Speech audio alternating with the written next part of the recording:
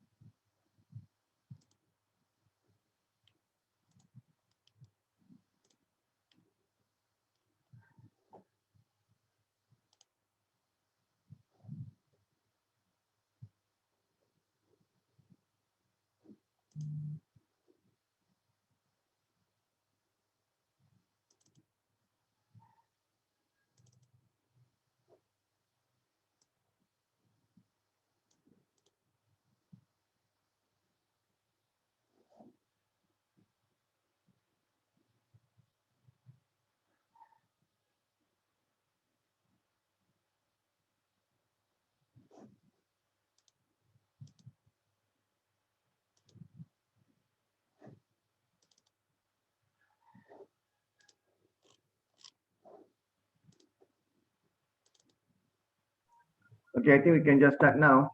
Uh, let the other students come in later. Okay, I will show you a video. Okay, it is actually available at your Open Learning. I'll share my screen first on the Open Learning. Okay, this is Open Learning. Okay, it is at the information. No, this. information and organization system. At the bottom, there is a case study.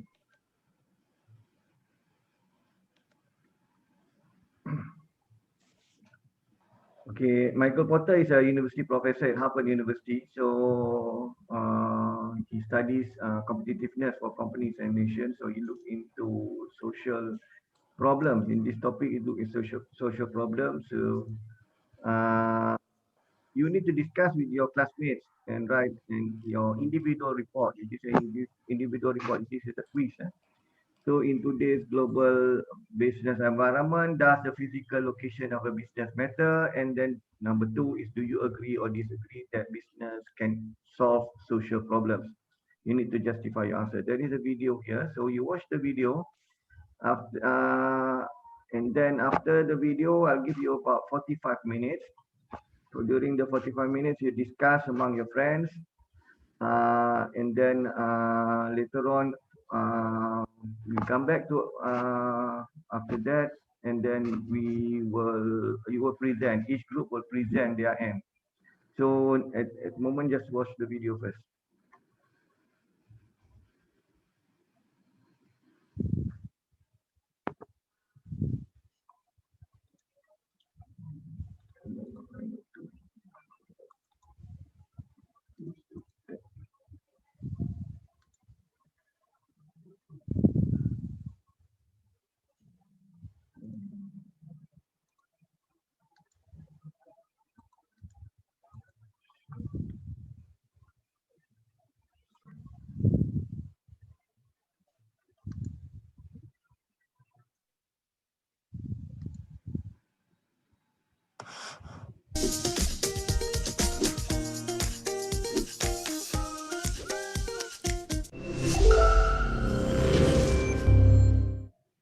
We're all aware that the world today is full of problems. We've been hearing them today and yesterday and every day for decades. Serious problems, big problems, pressing problems, poor nutrition, access to water, climate change, deforestation, lack of skills, insecurity, not enough food, not enough health care, pollution. There's problem after problem. And I think what really separates this time from any time I can remember in my brief time on Earth is the awareness of these problems. We're all very aware. Why are we having so much trouble dealing with these problems? That's the question I've been struggling with. Coming from my very different perspective, I'm not a social problem guy. I'm a guy that works with business. Helps business make money. God forbid. So why are we having so much problem with these social problems? And really, is there any role for business? And if so, what is that role?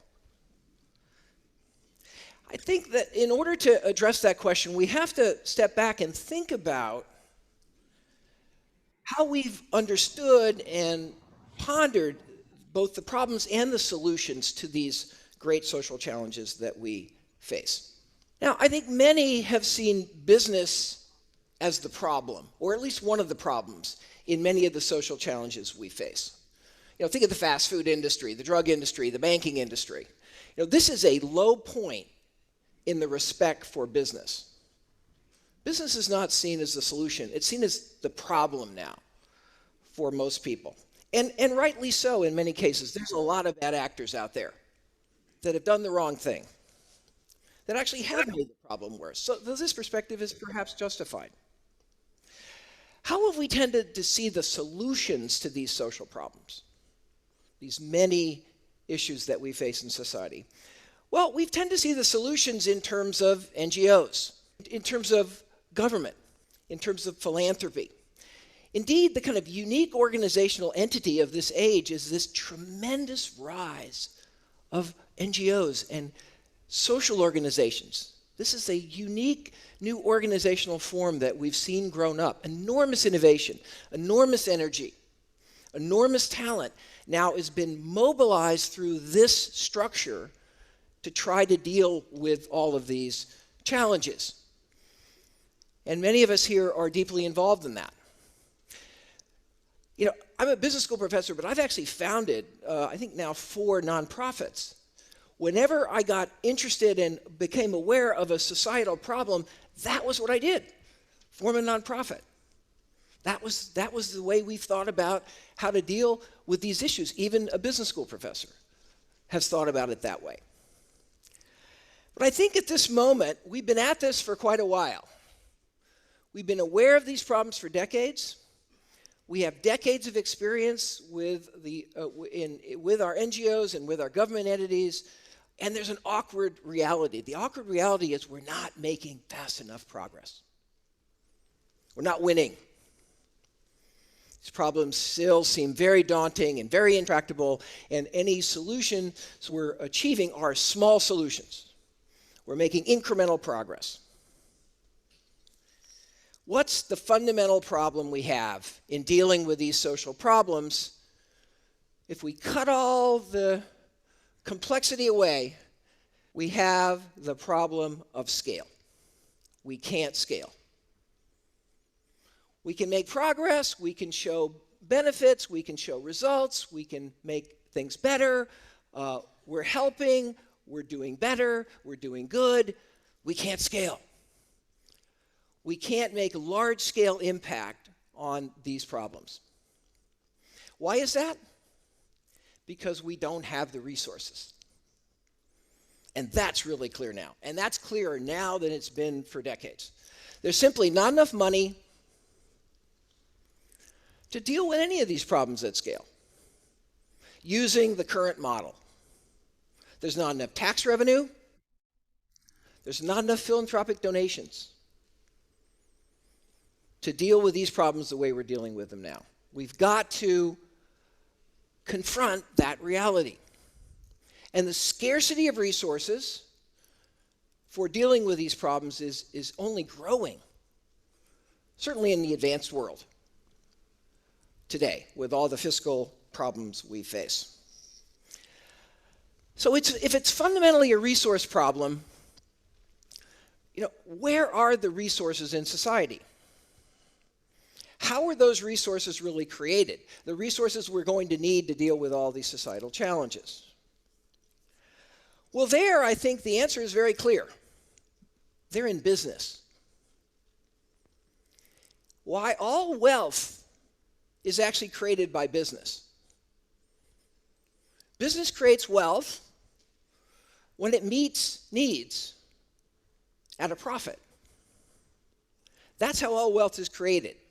It's meeting needs at a profit that leads to taxes, and that leads to incomes, and that leads to charitable donations. That's where all the resources come from. Only business can actually create resources. Other institutions can utilize them to do important work, but only business can create them. And business creates them when it's able to meet a need at a profit. The resources are overwhelmingly generated by business. The question then is, how do we tap into this? How do we tap into this? Business generates those resources when it makes a profit. That profit is that small difference between the price and the cost it takes to produce whatever solution business has created to whatever problem they're trying to solve. But that profit is the magic. Why? Because that profit allows whatever solution we've created to be infinitely scalable. Because if we can make a profit, we can do it for 10, 100, a million, 100 million, a billion. The solution becomes self-sustaining. That's what business does when it makes a profit.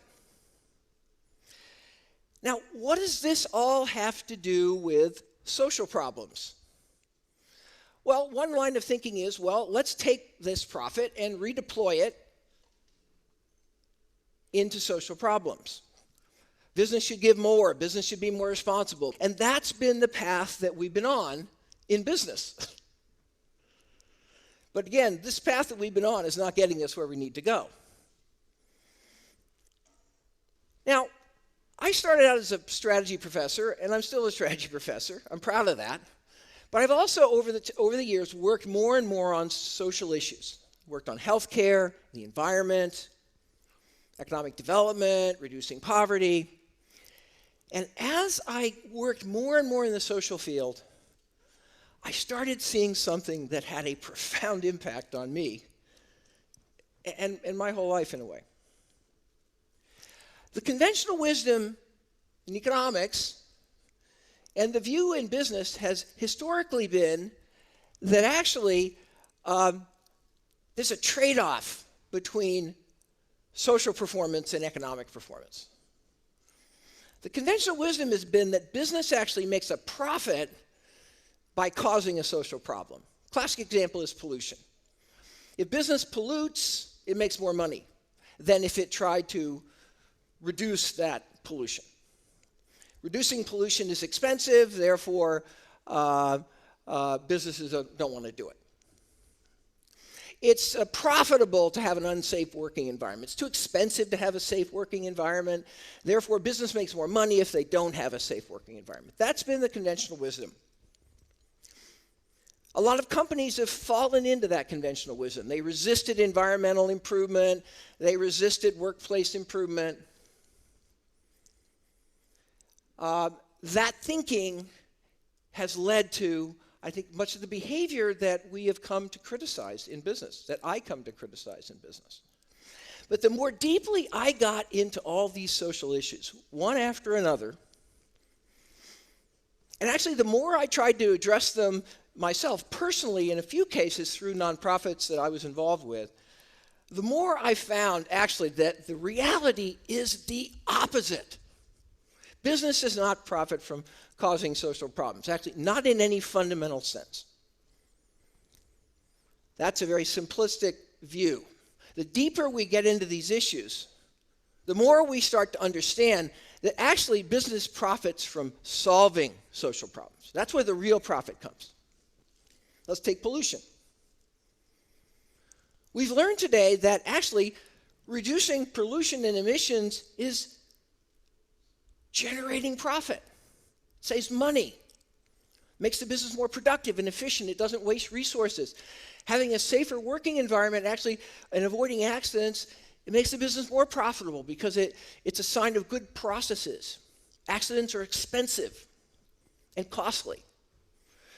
Issue by issue by issue, we start to learn that actually there's no trade-off between social progress and economic efficiency in any fundamental sense.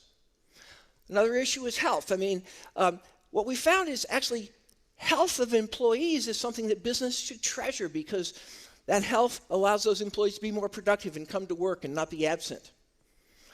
The deeper work, the new thinking on the interface between business and social problems is actually showing that there's a fundamental, deep synergy, particularly if you're not thinking in the very short run.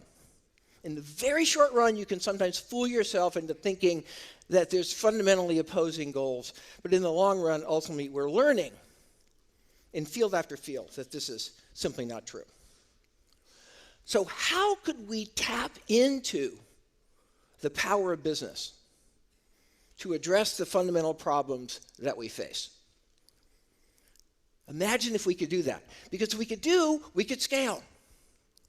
We could tap into this enormous resource pool and this organizational capacity. And guess what? That's happening now, finally. Partly because of people like you who've raised these issues now for year after year and decade after decade. We see organizations like Dow Chemical leading the revolution away from trans fat and saturated fat with innovative new products. This is an example of Jane Irrigation. This is a company that's brought drip irrigation technology to thousands and millions of farmers, reducing substantially the use of water.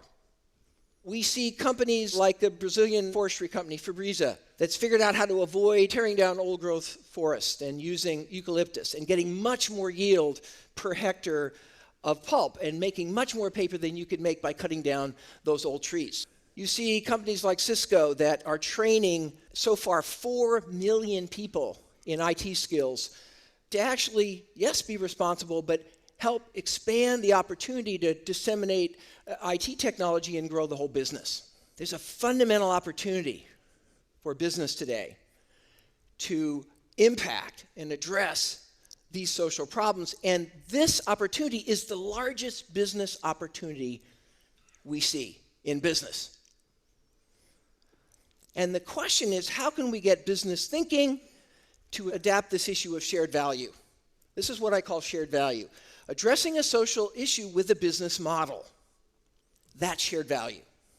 Shared value is capitalism, but it's a higher kind of capitalism. It's capitalism as it was ultimately meant to be, meeting important needs, not incrementally competing for trivial differences in product attributes and market share.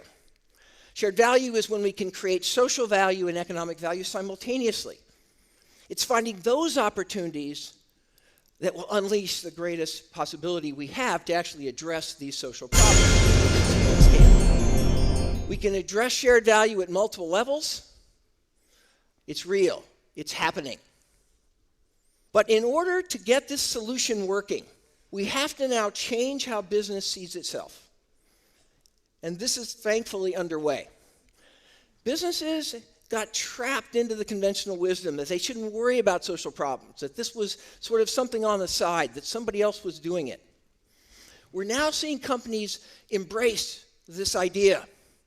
But we also have to recognize business is not going to do this as effectively as if we have NGOs and government working in partnership with business. The new NGOs that are really moving the needle are the ones that have found these partnerships, that have found these ways to collaborate. The governments that are making the most progress are the governments that have found ways to enable shared value in business, rather than see government as the only player that has to, call the shots. And government has many ways in which it can impact the willingness and the ability of companies to compete in this way. I think if we can get business seeing itself differently, and if we can get others seeing business differently, we can change the world. I know it. I'm seeing it. I'm feeling it.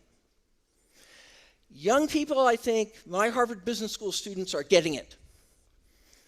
If we can break down this sort of divide, this unease, this tension, this sense that we're not fundamentally collaborating here in driving these social problems, we can break this down, we finally, I think, can have solutions. Thank you.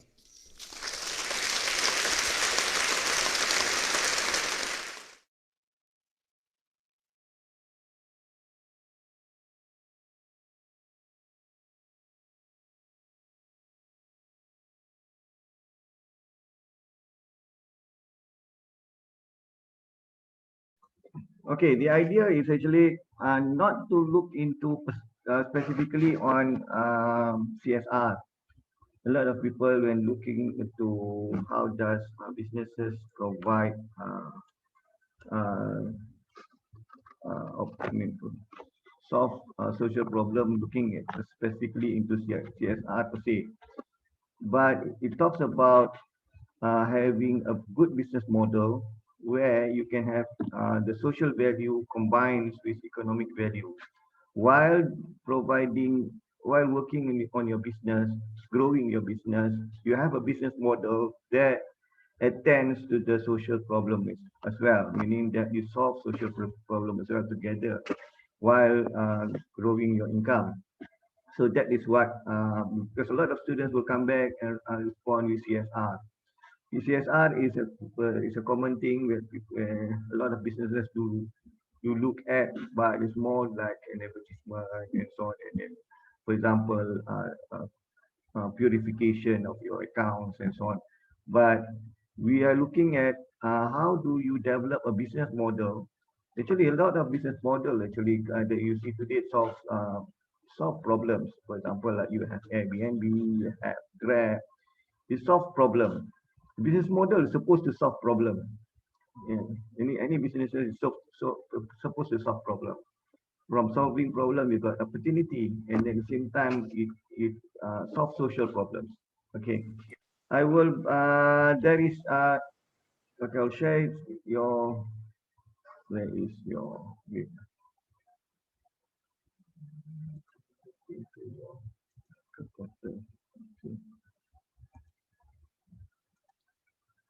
okay. In your open learning, okay, the video is there, and then you need to discuss with your classmate and write your individual report. Individual report you can submit later at the end of the course. So two questions. In today's global business environment, does the physical location of business matter? You discuss on it. And then do you agree or disagree that business can solve social problems? And you need to justify your answer. How does business solve business problems? Don't confine yourself to CSR. Move beyond CSR. How does businesses can solve problem with in its business model? I think those who attended my class on entrepreneurship do understand what does business model means. Anyway, okay, there are currently 25 students, 24 students. I'll break you up into groups. So you will have six group, 6 times 4. Okay, I'll break into 5 groups. Yeah. So we will have discussions, 5 groups discussion later. So you will be broken into groups at breakout rooms at random. In the meantime, you can write your name and matrix number. Yeah.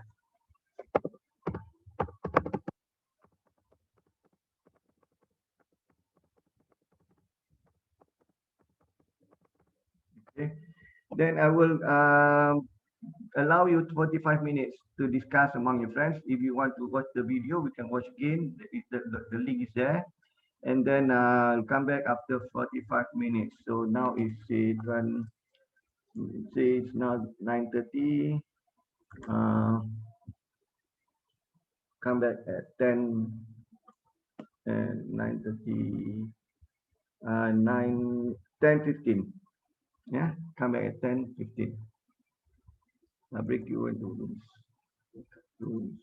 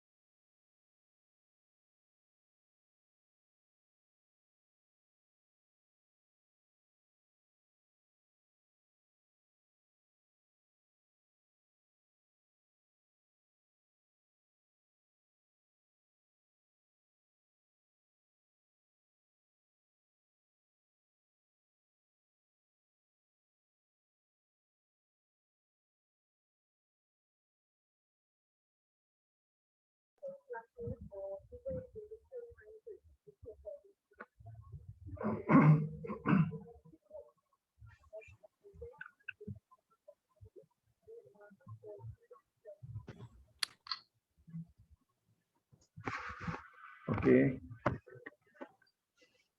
welcome back.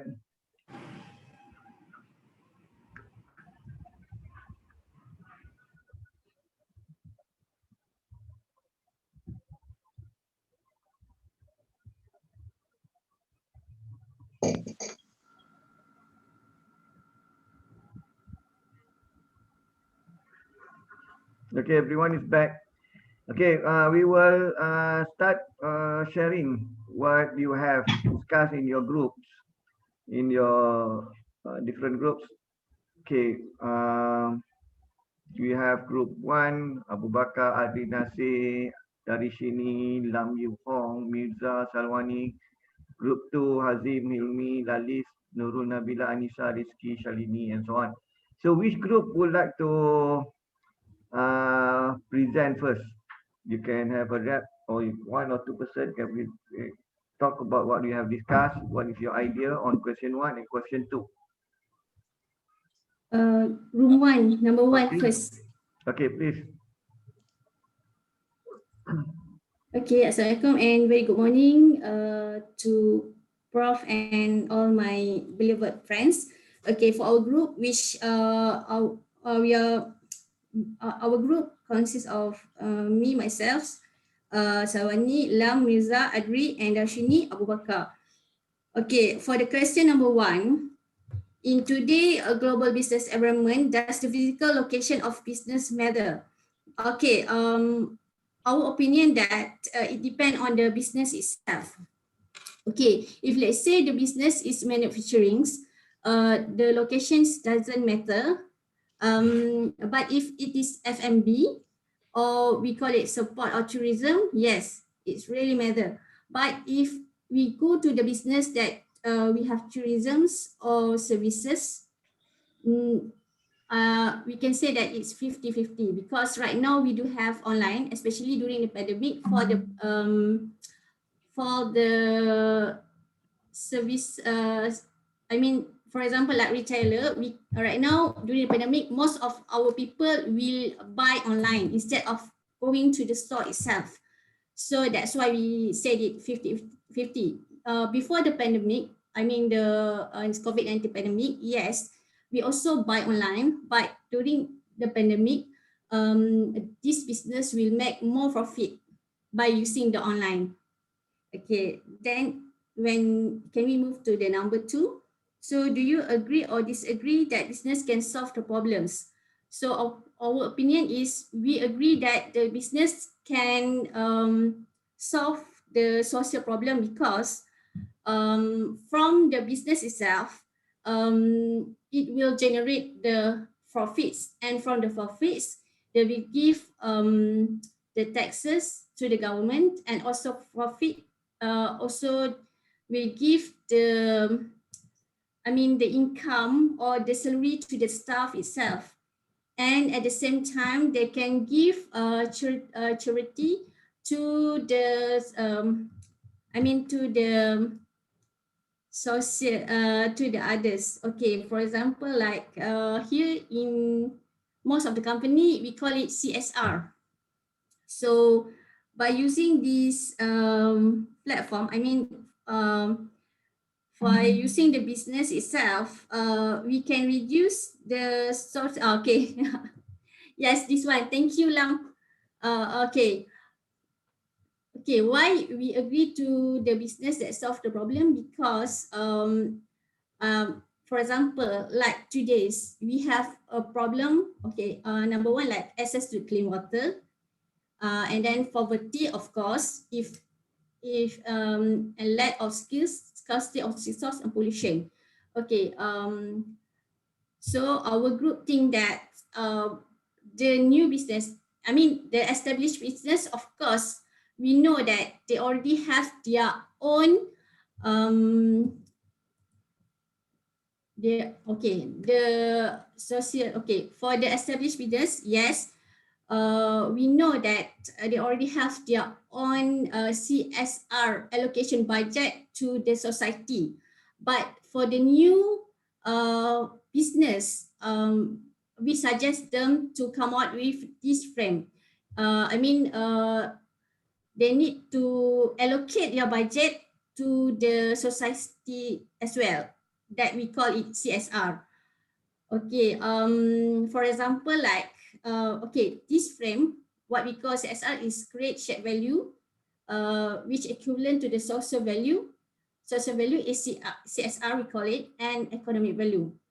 Okay, for example, we have a few examples here, like you capture, they have allocation portion to the set allocated to the carbon offset projects. So the carbon offset project is actually the spearhead by the NGO, which the consumer like us can choose which carbon offset project that we are going to choose. Contribute some. So for example, the company that use is Agoda, Hilton, Sony Dyson, and Airbnb.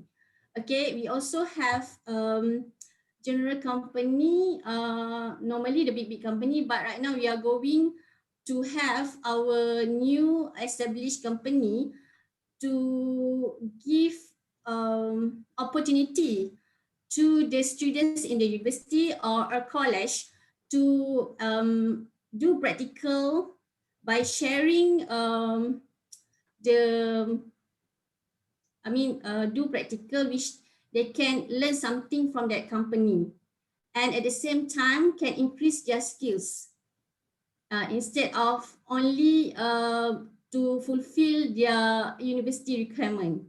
And then at the same time, we also have the company that do give some what we call is management training for the fresh graduate, which right now we do have many unemployed fresh graduates. So they give allocation budget to the fresh graduate to come and work at the company, but of course they don't give the salary because it doesn't have the vacant position for that. So they only give some sort like maybe a certain amount for the management trainings.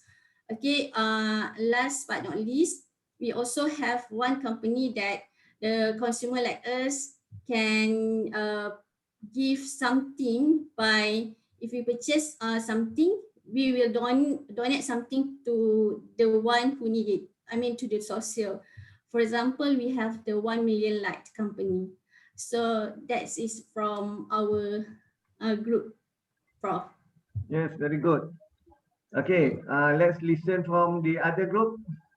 Can we go first? Okay, Ken, please.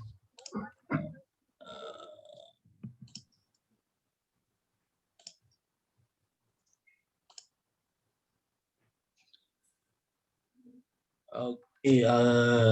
Is there something on the screen? Is my presentation on? Yes, you can see. Yes. All right. Okay. Assalamualaikum and good morning. We are from group 3, I think, if I'm not mistaken. So basically, we have had our discussion just now, and from the discussion, to answer the first question, whether in today's global business environment, does the physical location of a business matter? We are in a position that is not a yes or no answer, because the discussion over the importance of physical location in light of technological advancement, or we call it digitalization, in this era where technology is available everywhere, there's increase of mobility options. This discussion is not new. This discussion has been going around at least for the past decade, since 2010. But fundamentally, to answer the question, we believe that location does matter and will continue to matter. Okay? It's not a yes or no, but it's important. So it's the fundamental of business, because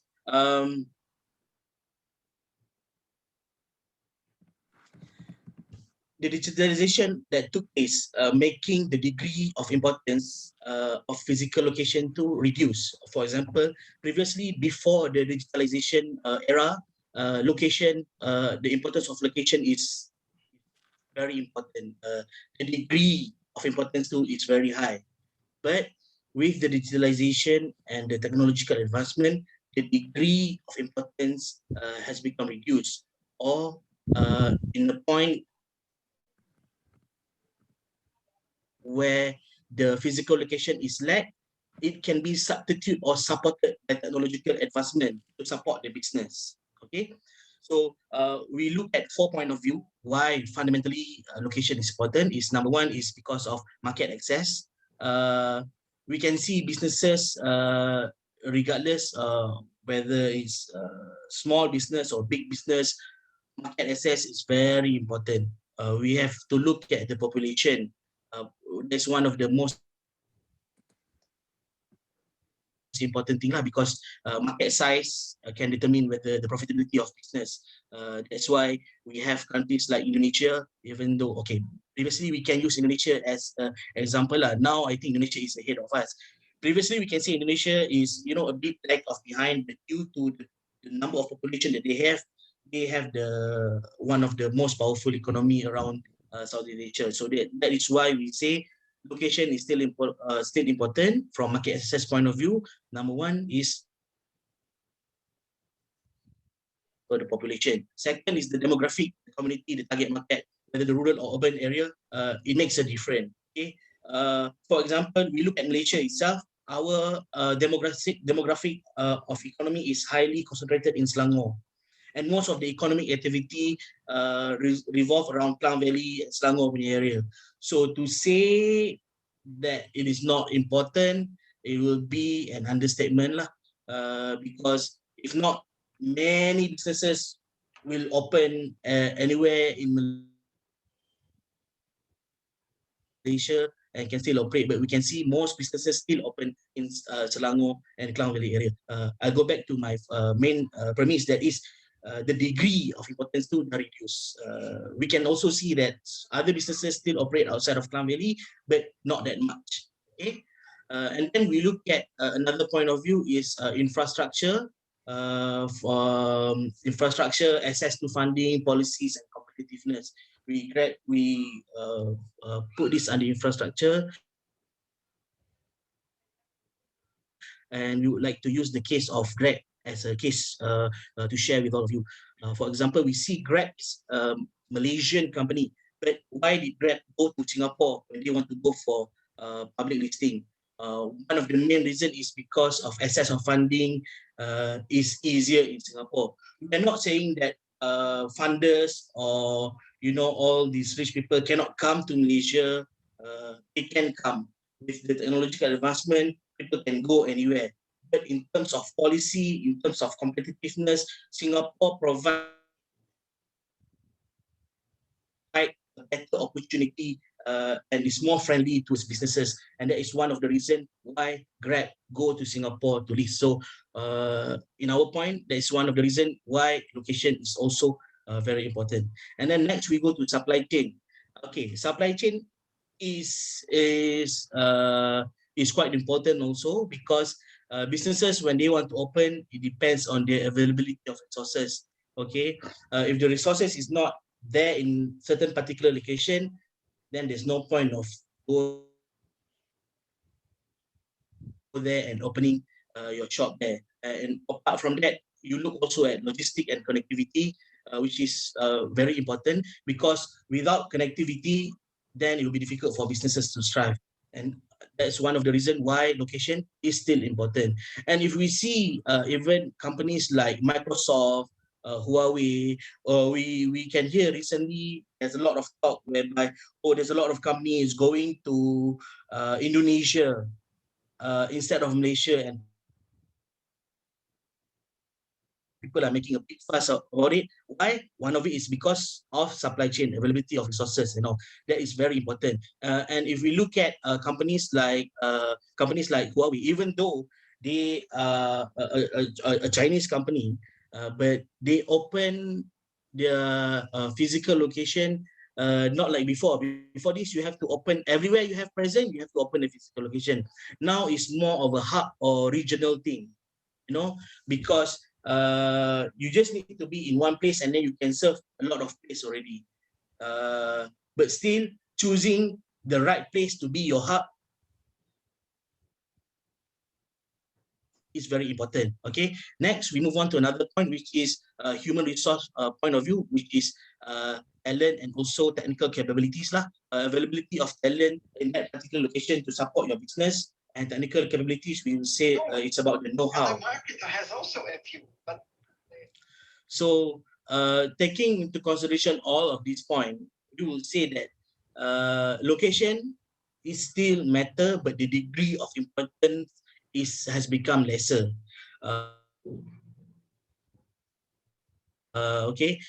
And when you lack in your location, for example, you open a nasi lemak store, you don't have any choice. You live in Hulu Langat, you open a nasi lemak store in Hulu Langat, Dusun Tua, but you want to serve a bigger market, then that's where technology comes in to support you and to help you. That's what we say, the degree has become lesser. You can still open and you can still serve whatever that you want to serve. Okay, so to answer the question whether in this global environment, does physical location matter? Yes, it still matter, but you can live with technologies. Next, we look at the question, do you agree or disagree that business can solve social problem? So justify your answer. For this question, we go back to the fundamental of business. Fundamental of business is to solve problem. Whether it's social problem or not, that is another question. But at the minimum, a business will solve one particular social problem, that is employment. When you open business, you provide opportunity for people to work, okay? And that is already solving one particular problem. And then secondly, like Michael Porter said, to solve problem, you need resources. And only business can generate that kind of resources that you require, whereby it comes from the profit margin that you have in your businesses. So to solve social problem, you need to go through businesses to create resources, and then you can solve social problem. Okay, I would like to take example of this company that I've put on the screen, which is Arba Travel and Arba Foundation. This is a group of young people that is very visionary. They started off their businesses with Arba Travel. It's a travel company. Why they choose travel? Because the market value for travel is trillions, and they believe that through travel business they can generate a lot of money. And then they open Arba Foundation. Arba Foundation is a philanthropy company that they create, and the way Arba Foundation work is very different from other NGO. For other NGO, you support your charity work at NGO from whatever amount of charity that you collect, and then there's a portion for management, there's a portion for the cost that you're working. But in Arba Foundation, you get to choose two options. One, you want to donate for the management, or second, you want to donate for the charity and work. So if you choose to donate for the work that you for the charity work, the fund will 100% be used for the charity work.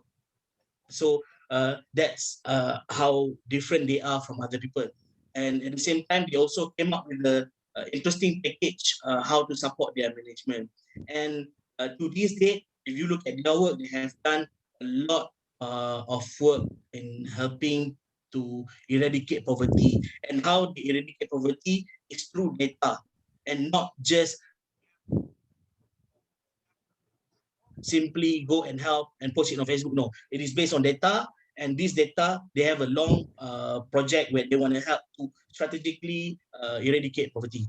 And talking about solving social problems also, and talking about resources, we take, for example, political funding.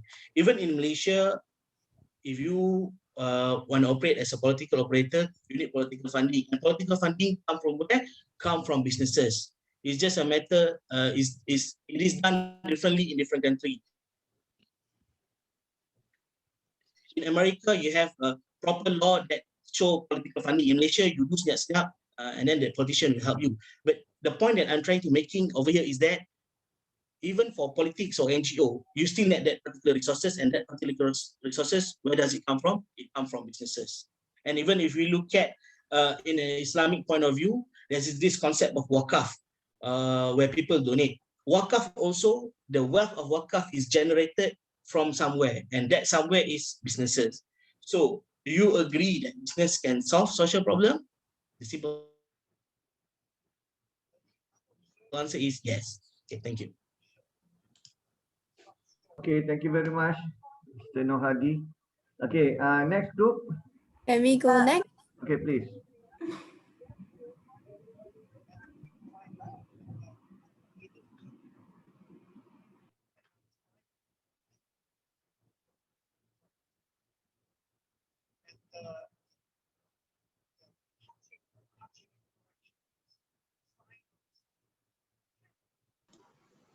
Okay, so for the first question, I will explain.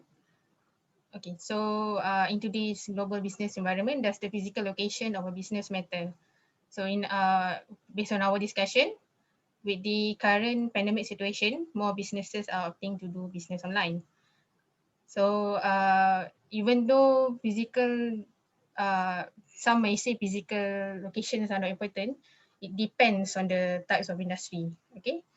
So for example, construction, car wash, manufacturing and healthcare, they do require physical location. But for other types of industry such as IT industry, they can opt to do business virtually.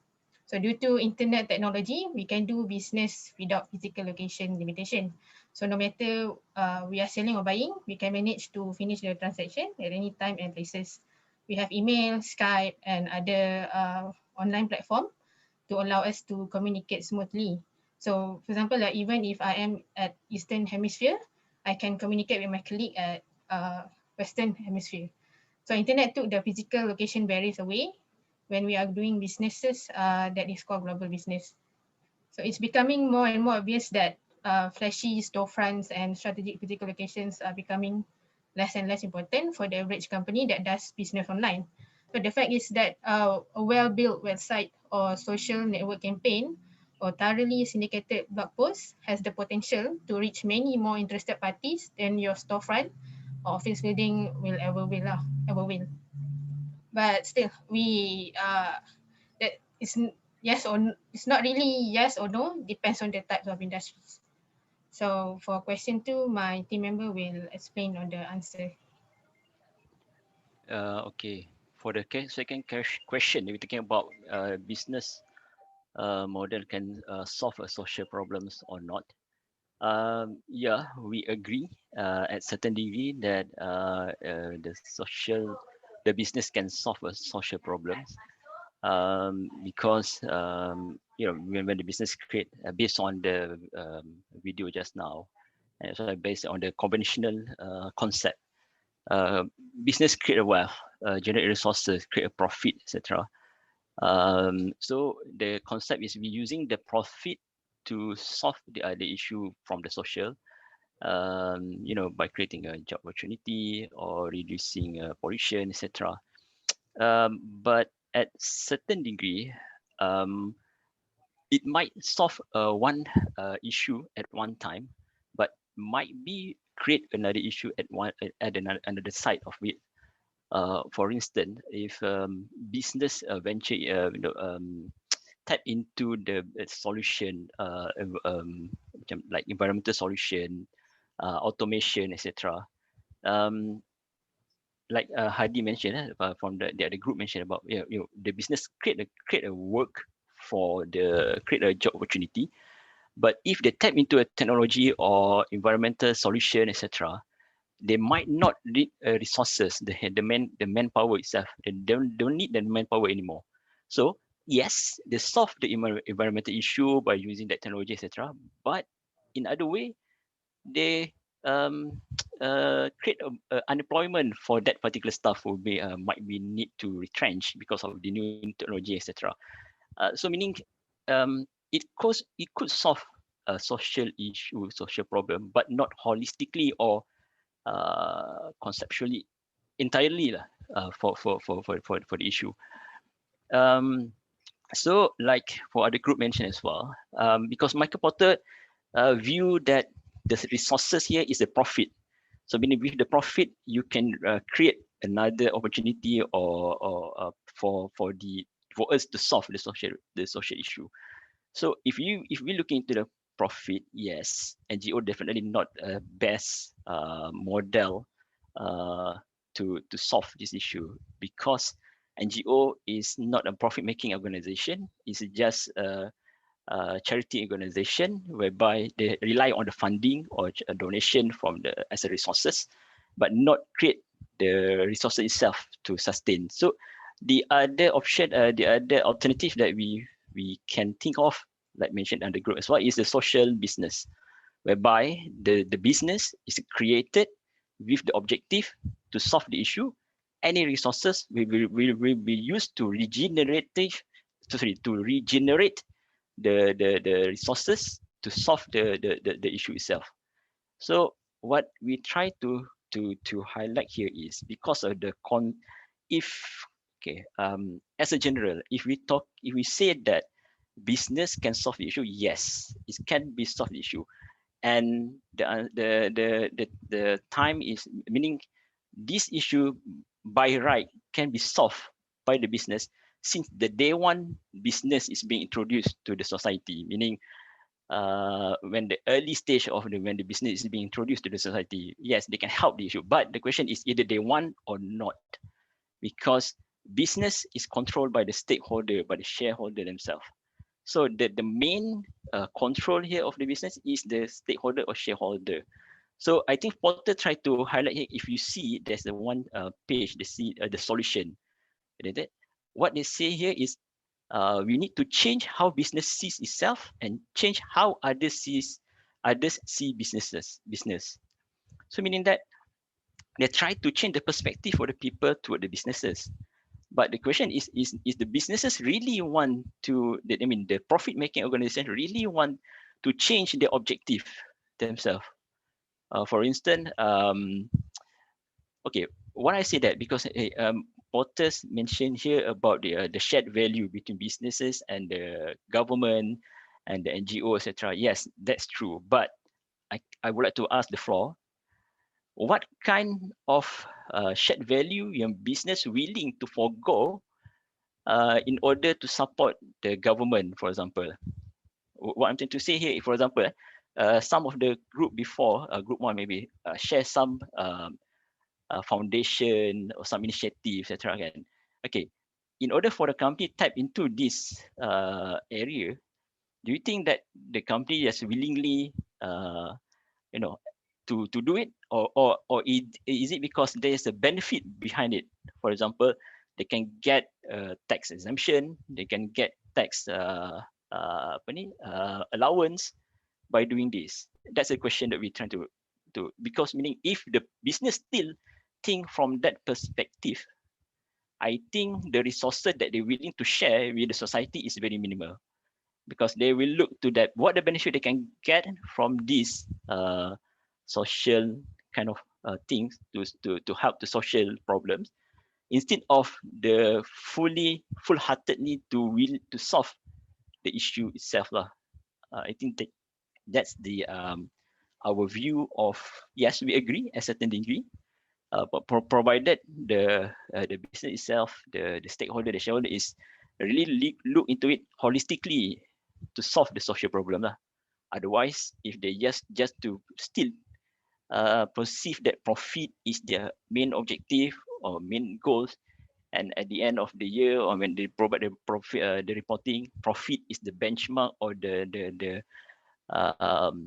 things that the scale they want to measure, I think they're not going to solve the entirely of the business. Otherwise, if the business is the best model or solution, we're not going to face any environmental issue or social issue that we have now. That's our opinion, Prof. Doctor. Okay, next group. Hi, Prof. I will go Yeah. next. Okay. Let me share my screen.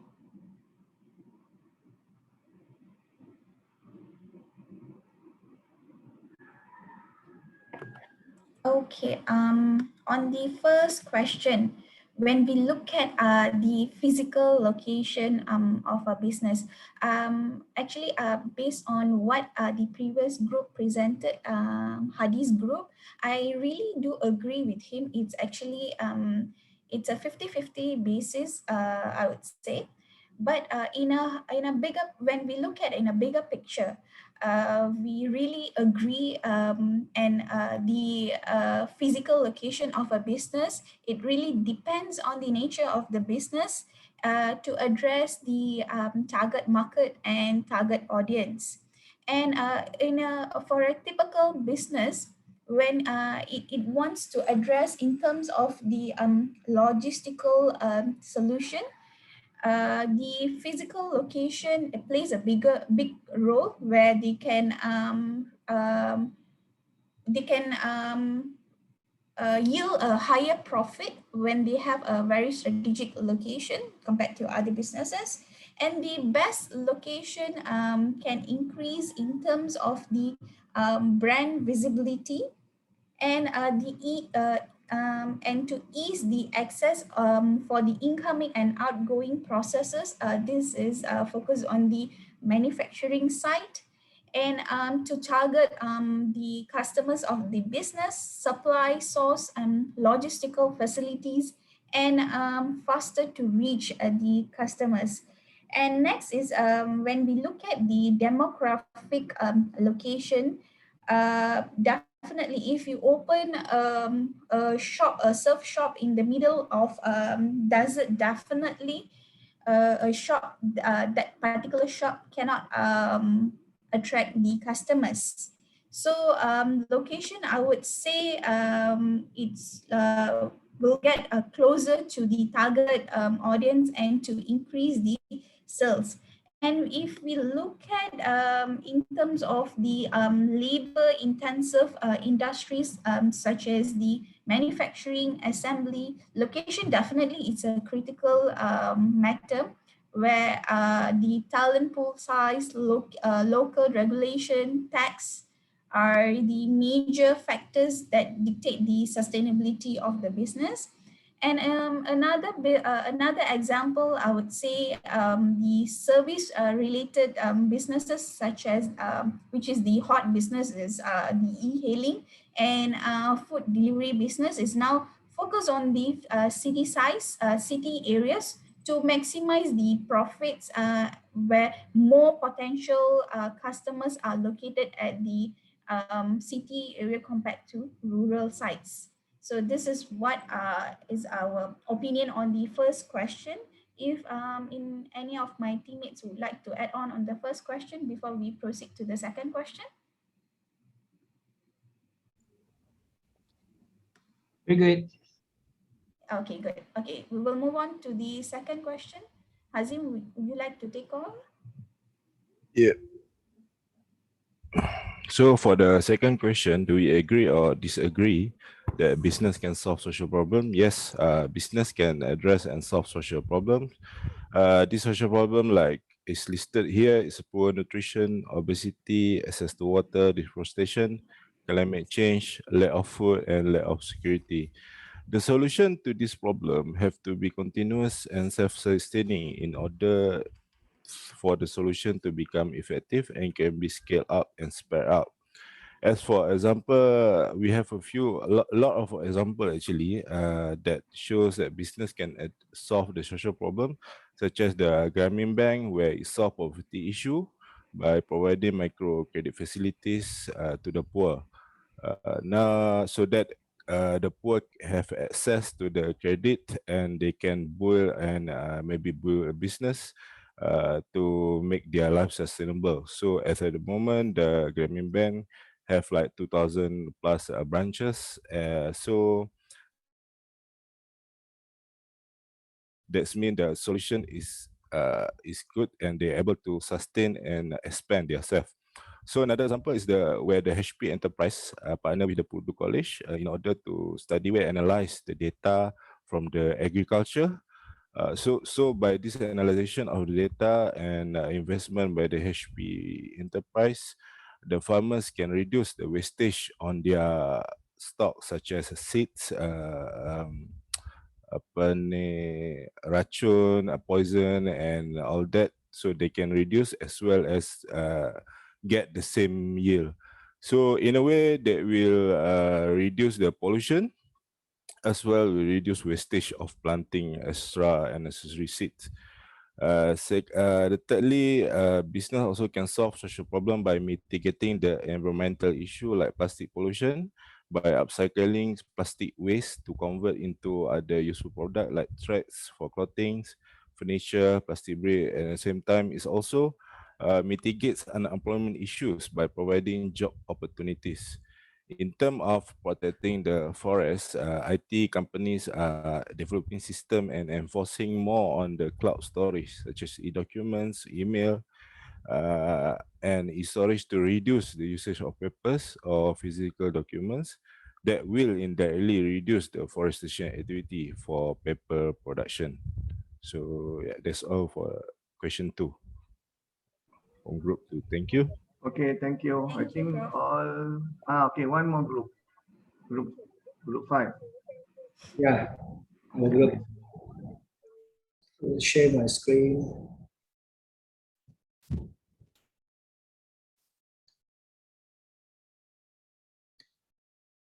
Can see or not? Okay, good morning, everyone. I'm representing Group 5, consists of me, Ellen, Madura, Natasha, Fadri, and Aiman. So from our discussion for question 1, our answer is it depends on the nature of business. With the current development of the internet, physical location has become less important for most of the businesses, but location is still important for some of the businesses, such as restaurants, banks, saloons, etc. There is still a need for those businesses to provide services and goods through physical location. I think quite similar to the answer of the previous group. So we have now social media and e-commerce platforms which allow us to communicate and deal with purchasing items. So there is an increase in the use of e-commerce platform.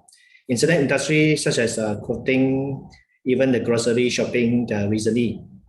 So I will pass question 2 to Mr. Fadri. Hello, everyone. Thank you, Mr. Alan.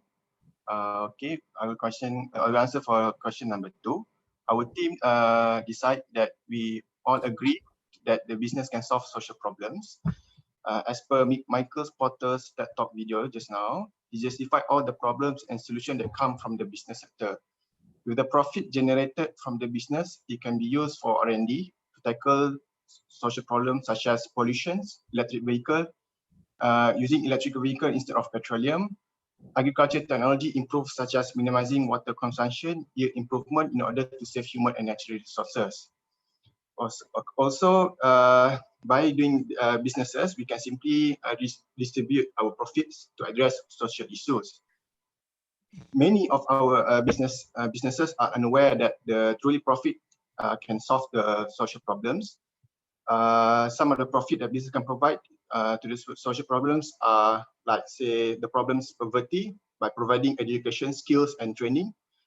And then such as employment, the government can provide on-job training or providing job-oriented education training such as a protege program. For the population growth issue, the businesses can create an awareness program to the poor and rural families regarding family planning to control population growth. Last but not least, the businesses also can develop such good policies to sustain and to solve social problems. That's all from our team from Group 5. Thank you. Okay, thank you very much. Whether you agree or not agree with your friends, so it's up to you. But you have to submit your own answer in a piece of paper, in one sheet, in one piece, online. You put it up. You collect together all the 3 quizzes. There will be 2 more, and then you submit before the end of the course. You put it up, upload it. You have to upload it at the Open Learning. and there is a place at the open learning. You have to upload it on at the open learning, and then when you upload, you make sure that after uploading, you can see back your document. You can see your document there. Because there is a case where last trimester that student claimed that they have uploaded, but the document is not there. So when there is no document, you don't have marks. Actually, this is a free mark to you because there is no right or no wrong. Everybody can answer it. But and then we have even discussed this matter. Okay, we will take a break for a while. I think now it's 10:57. We come back at 11:15. Yeah, 11:15. We come back 11:15. Hi, Prof. I just Yes. have a question. Yes. When you say upload on open learning, like for each quiz, we put it under each case study, is it? No, you combine together all the three. It's up to you. If you can, it's best that you combine all the three together. Okay. Okay. All right. So we combine it and we just put it in. Is there like a particular under announcements or course fee? No, there is a open learning. I'll show you. Wait. Okay. The open learning. Where is? No, I'll show the open learning first.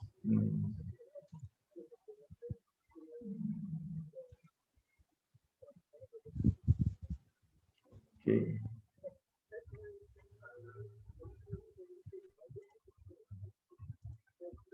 Okay, this is your open learning. You can see at the learning activities. Okay, at the continuous and final assessment. At the bottom, there is a upload your quizzes here. Okay. Okay, so you just put it there. And then when you put it up, not your friends will not see your documents. Only you can see. But you make sure that you can see your document. If you cannot see your document, meaning that this is not up there. Okay. All right. Thanks, Prof. Okay, that's all. Okay, we'll come Prof, back sorry. at 11:15. Sorry, Prof, I have another question. Yes, another question. Do you have any word or pages limitation or minimum words required? Yes, minimum 1, maximum 2 per quiz. Per quiz, okay. Okay. Thank you, sir. Okay.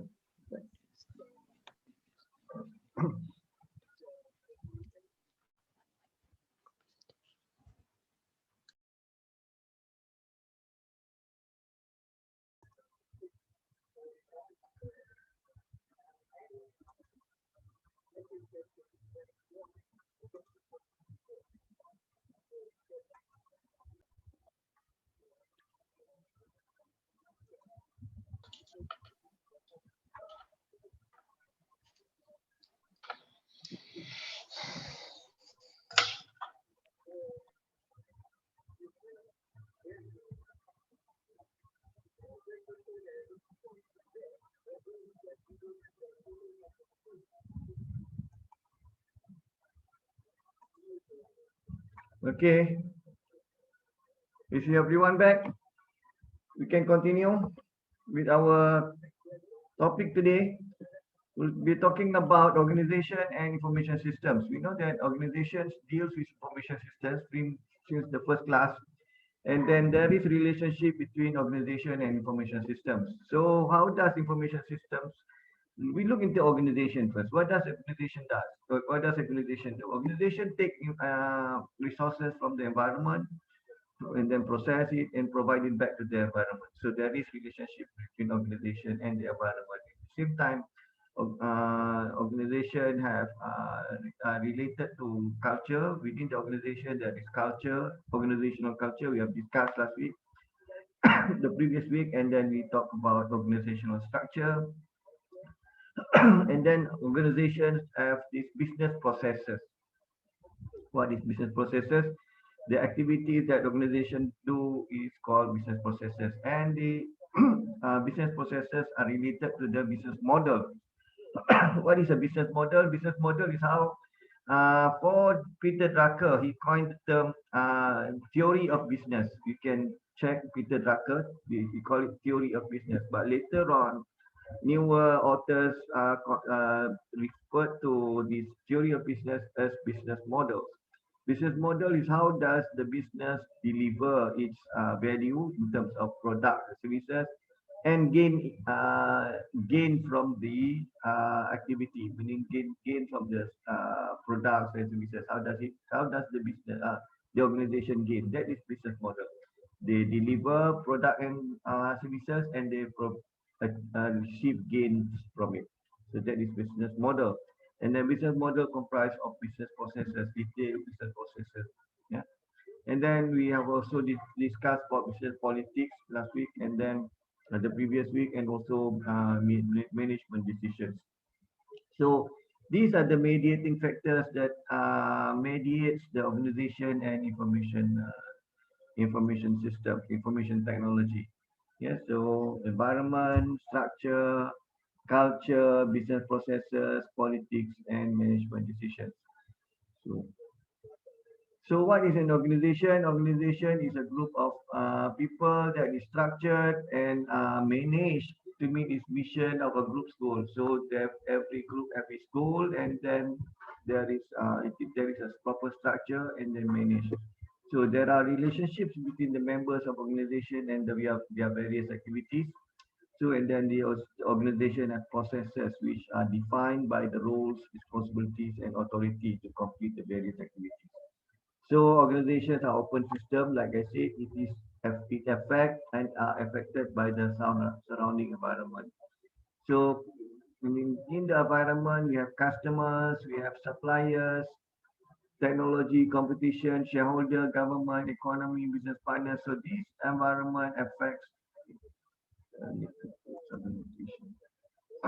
this environment provides the input provides the input in terms of capital, equipment, facilities, material, supplies, labor, and knowledge, and the inputs are placed into this transformation process. You can have a production plant, you can have a services center, we could do alteration, manufacture, transport, and storage, and then later on provide output back to the services to the environment. Provide back to the environment outputs in terms of goods, services, feedback, and then we talk about systems thinking last 2 weeks. In systems thinking, we have this corrective action. We did we have this monitoring and control so that it can provide corrective action towards the transformation process and also towards the inputs. So this whole system is a system. This whole thing is a system. So when you look at the processes, you cannot look specifically or confine into a certain aspect, but everything you have to look it as a whole, as a system. So there are two definitions for this organization. There is technical definition and behavioral definition. Technical definition are quite simple. They look at this is the technical definition. So we take things from the input, we take inputs from the environment, and then we process it. We have production process and provide output back to the environment, and then there is a feedback loop. But when you talk about, we look at the behavioral definition is much more complex. You look into the rights, privileges, obligations, and responsibilities. So eventually, there will be conflict and eventually conflict resolution of these different rights, privileges, obligations, and responsibility. At the end, there will be the conflict will balance off. At the end, we have a balance over a period of time. So this is a behavioral view of the organization where we have structure and processes. Within the structure, we have hierarchy, division of labor, rules and procedures, business processes, and culture. And when within the processes, we have rights, obligations, privileges, and responsibility, values, norms, and people. So we take resources from the environment, resources from the environment, and from provide back resources to the output to the environment. So the organization has this hierarchy of the organization. So we have top level management, middle level management, operational management, and then within the level management, and even the top, the operational management, there are hierarchies. And then we have divisions of labor. We have rules and procedures. Yes. We have policies, SOP, standard operating procedures, and then standard operating procedures. We have processes. Yeah. Dah habis ke belum ni? Yeah. Okay, and then what is the difference between policies and procedures? Anybody can tell me the difference between policies and procedures? I try, Prof. Okay. Okay. From my opinions, policy is some sort of like what we can call a simple guideline, but they did not elaborate the step of the details of the practice or process itself. But the procedure is more complex, and they will elaborate more from the one that they get the point from the policy, something like that. So that's mean that from the policy, they will create the procedure. Yeah, from the policy, they will create the procedure. From the And then yeah, sorry, Prof? Continue. Okay, from the policy, they will create procedure, and then from the procedure, they will create the guideline which is more, specific to that process. That one is from my opinion lah, Prof. I'm not sure whether correct or not. Okay, actually usually the company or the organization will have their own objectives first. Yeah, the organization have their vision, mission. From that, they have their objectives in how they operate, and then from the objectives, they are from the organizational standpoint, they will have policies. Yeah, they will have policies, and then from the policies, they will draw the procedures. Okay, and then whenever they will try as much as possible the procedures to be detailed and will cover all aspects of the business activities, all aspects of business activity, if possible. But there are things that does not cover, so you can fall back to their policy. And then the guidelines are usually at the policy level. It's actually a draft guideline where the manual or the standard operating procedure will be put up into the at the procedural level. And then this procedure relates to routines that you do. Yeah. So the top will be policy coming from the top level management. So, and then this is, I need to move the mouse. This is, okay, this we have covered this. Features of organization. And then relations to, okay, we have covered this as well. So, so the routines are also called standard operating procedures. There are precise rules, procedures, and practices developed to cope with virtually all expected situations. So all expected situations, but there are things that cannot be coped up by the routines or standard operating procedures. So we can refer to the policies. Policies is actually the standpoint of the organization. What is your policy in terms of this? Perhaps maybe. So there is no specific rules or procedures, but you can refer back to the policy. So policy must be, the rules and procedures must be aligned to the policy. You cannot have rules or procedures which conflicts with the policies. So business processes are collections of routines.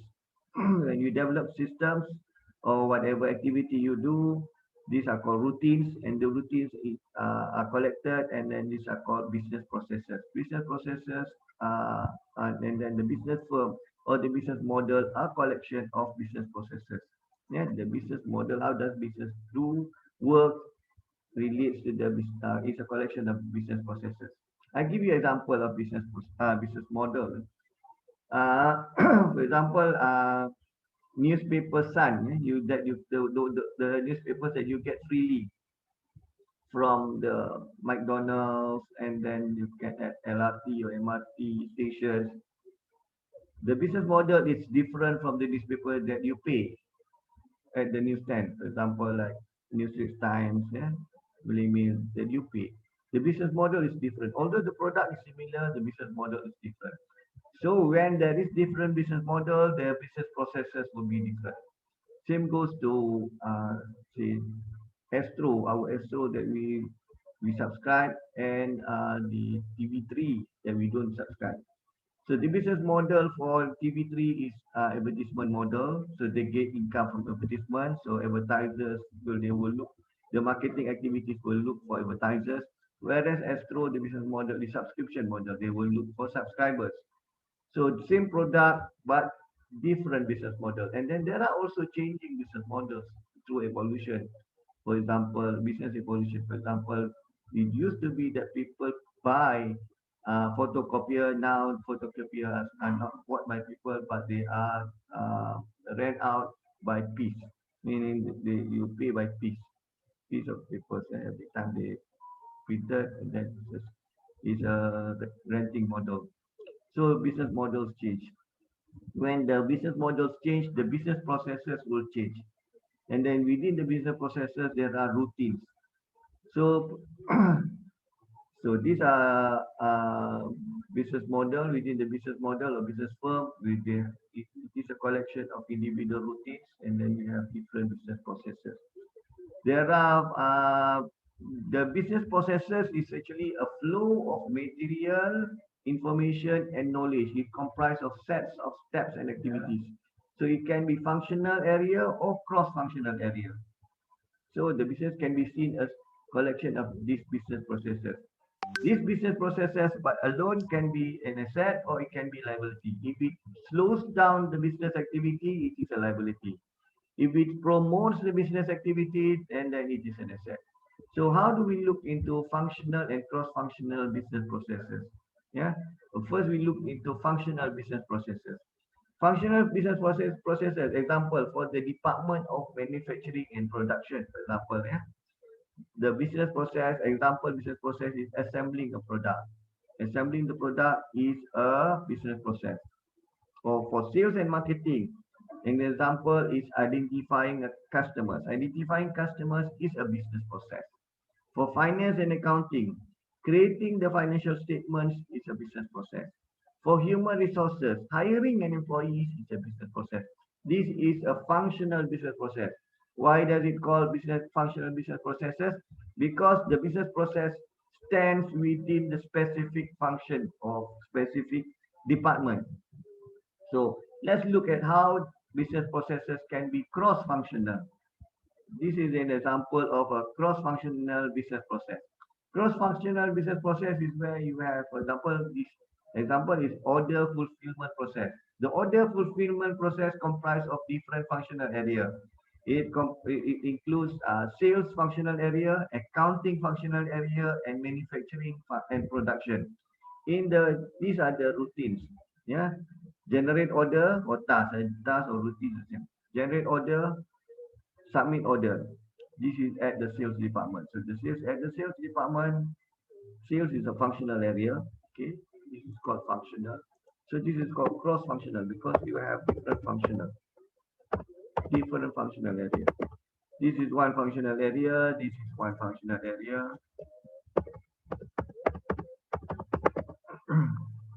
This is another different functional. So it is cross-functional area. And then within this cross-functional area, you have different routines or processes. This is the whole thing is a process. So this is a routine or task. The first task is to generate order and then submit order.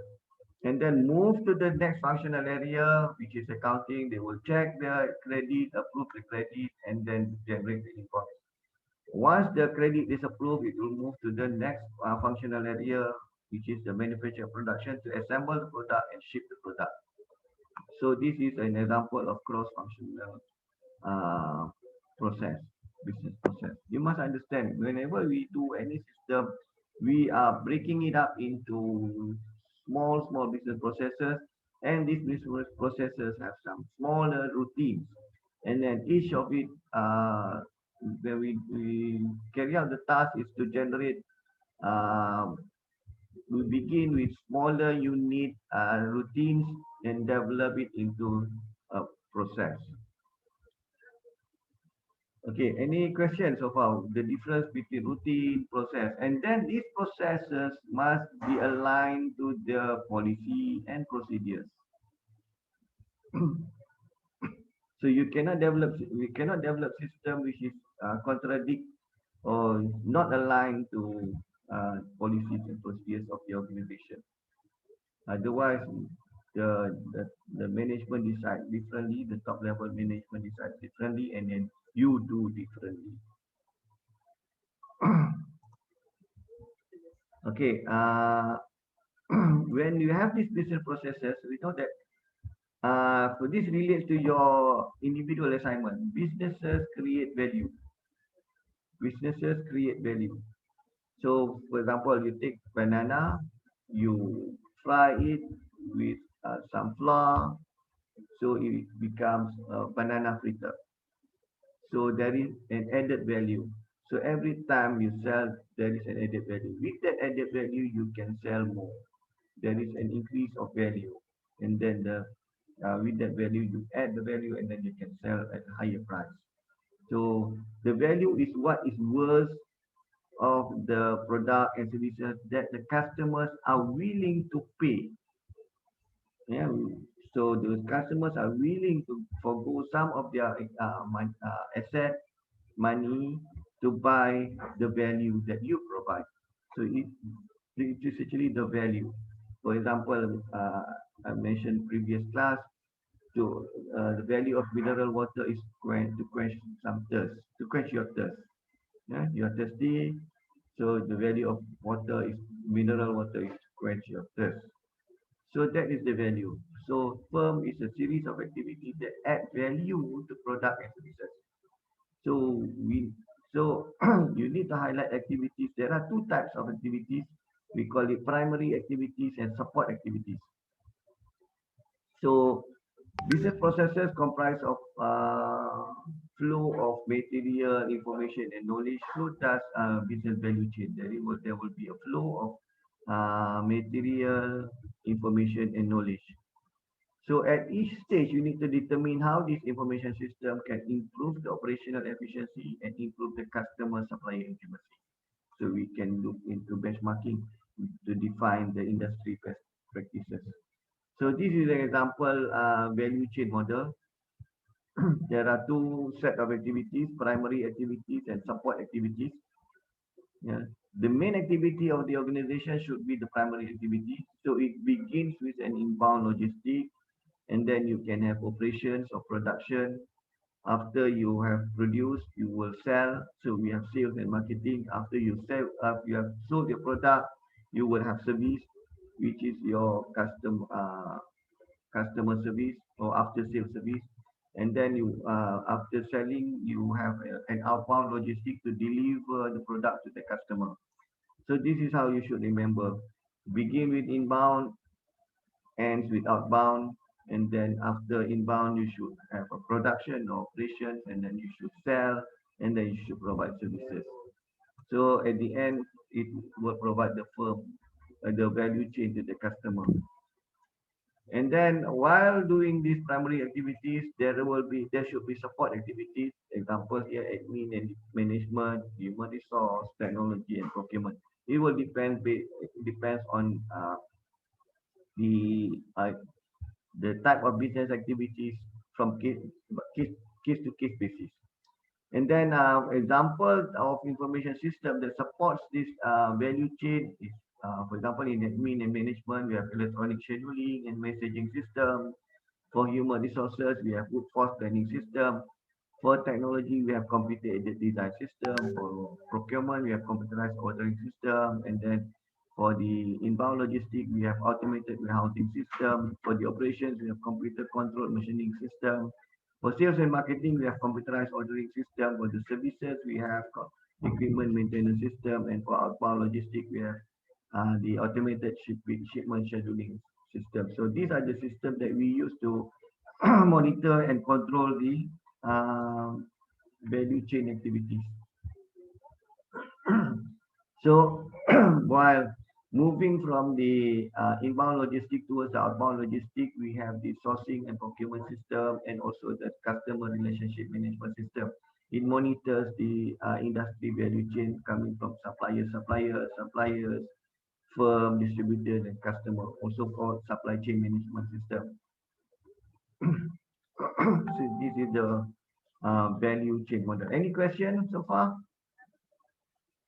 So now you understand coming up from the policy down to the procedures and then down to the processes, and then we have procedures or routines, and then we look at the value chain. And then what are the systems that should be there? You need to look at the Sorry, whole. Yes. Doctor. Normally, right, primary activities, it should be the inbound, logistic, then operation, then only outbound logistic, then move on to sales, marketing, and services. How come this one is outbound logistic will be the last? Okay, because it's not really specific. It depends on organization to organization, but it's easier to remember when you have inbound one end and outbound at the other end. In and out, and then after in, you have to produce, send an operation, and then after you produce, you sell.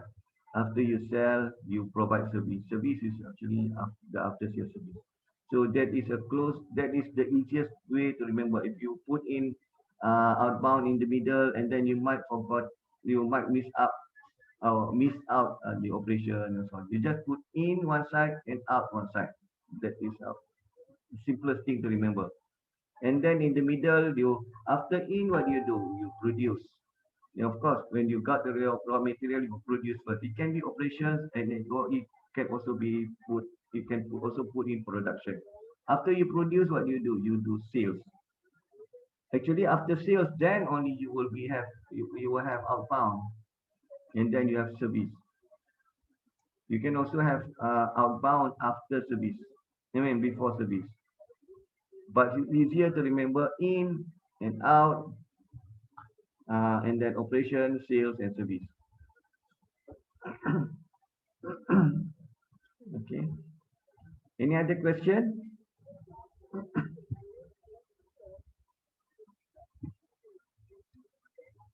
Okay.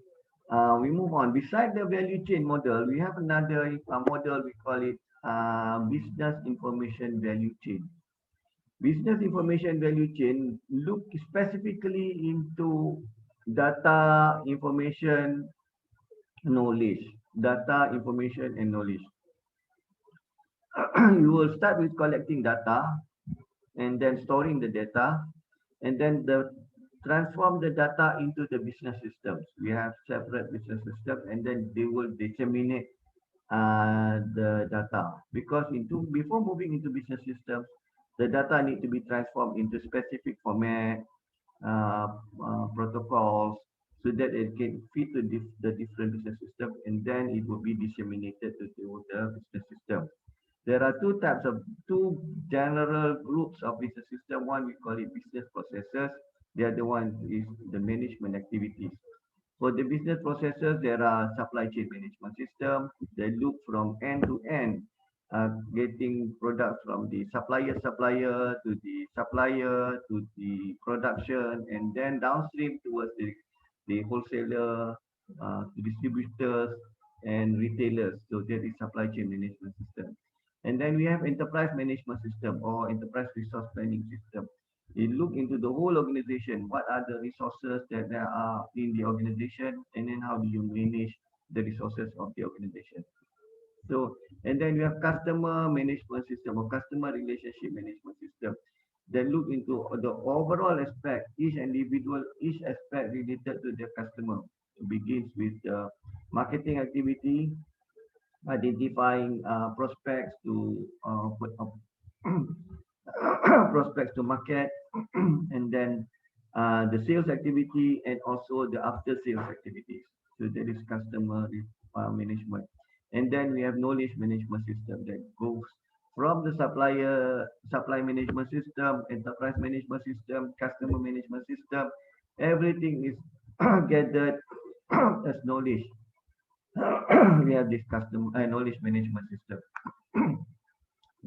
And then on the management activities, management comprise of planning, coordinating, control, and modeling and decision making.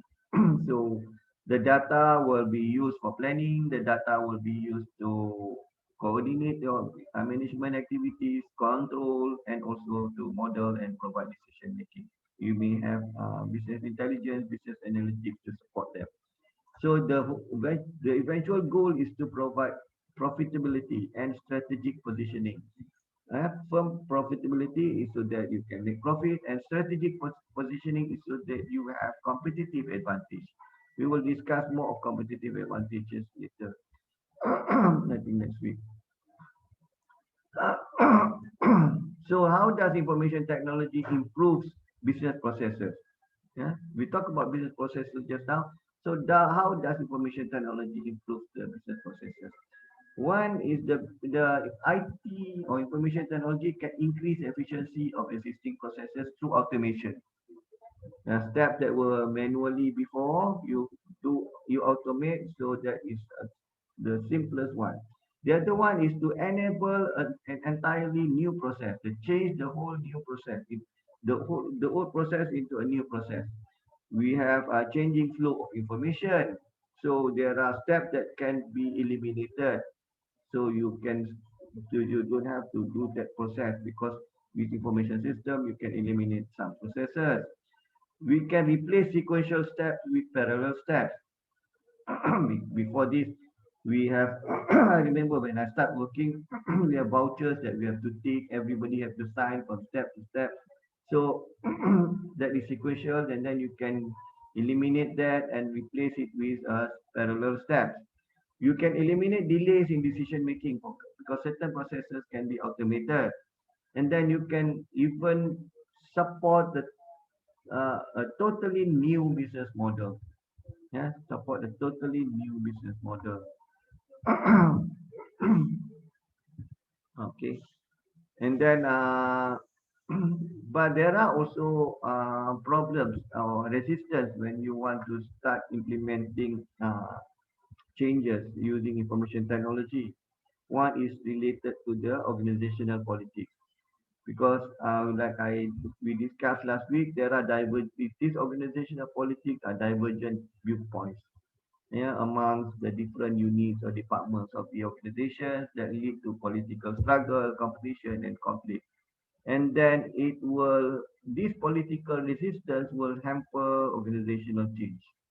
So, and then organizational culture also will hamper organizational change, especially when you want to apply IT.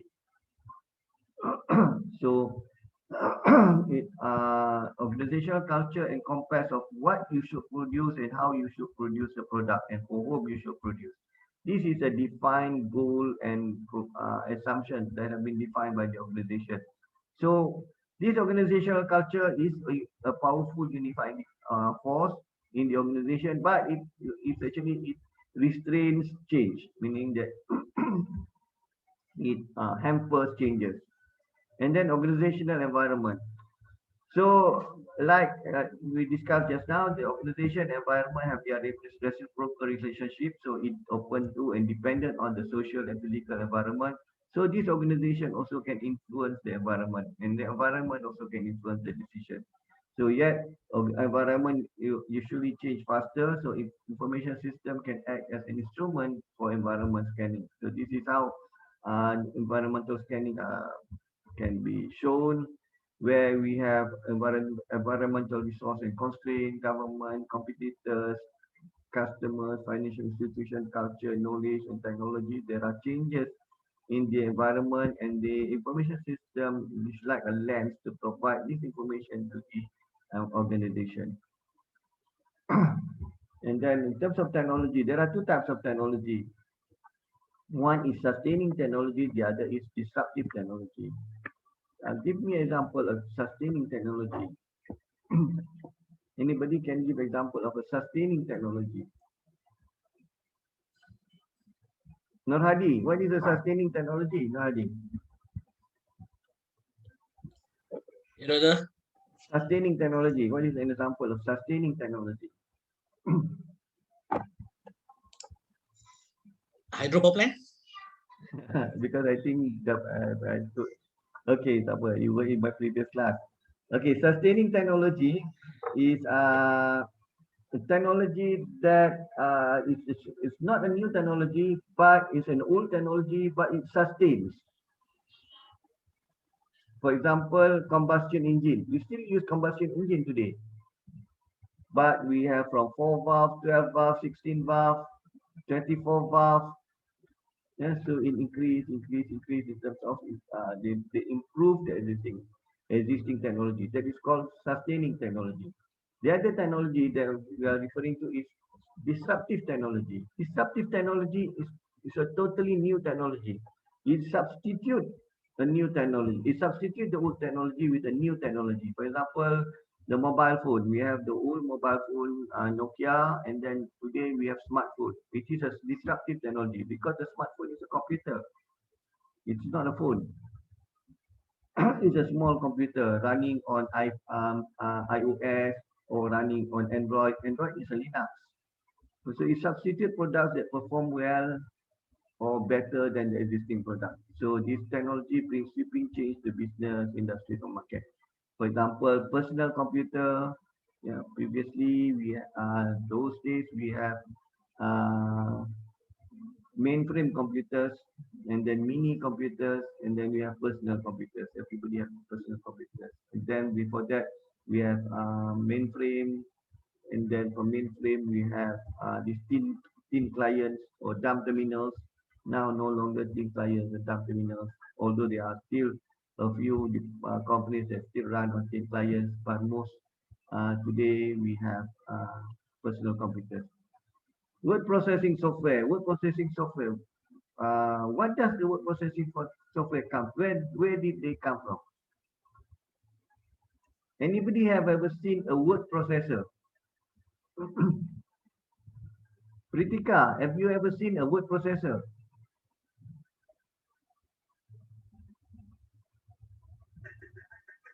Is it our The word normal processor. document like we do it online? That is a software. This is a word processor, a physical word processor. No. Nobody ever seen it.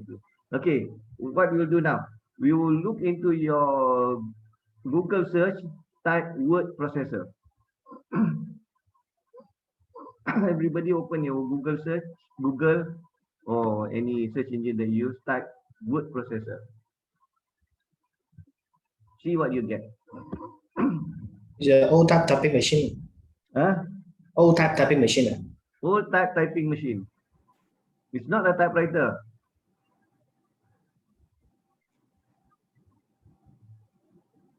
It is some brand like Wang and so on. So these are let me show you. Prof, does it include Microsoft Word and No, all that? No. no. It's not Microsoft Word or any of it. Okay, let me share.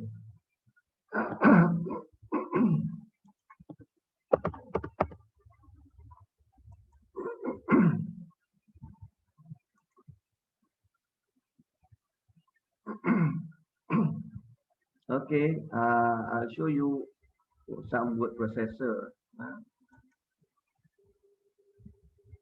This is Pinterest. Some images of word processors. I'll share my screen.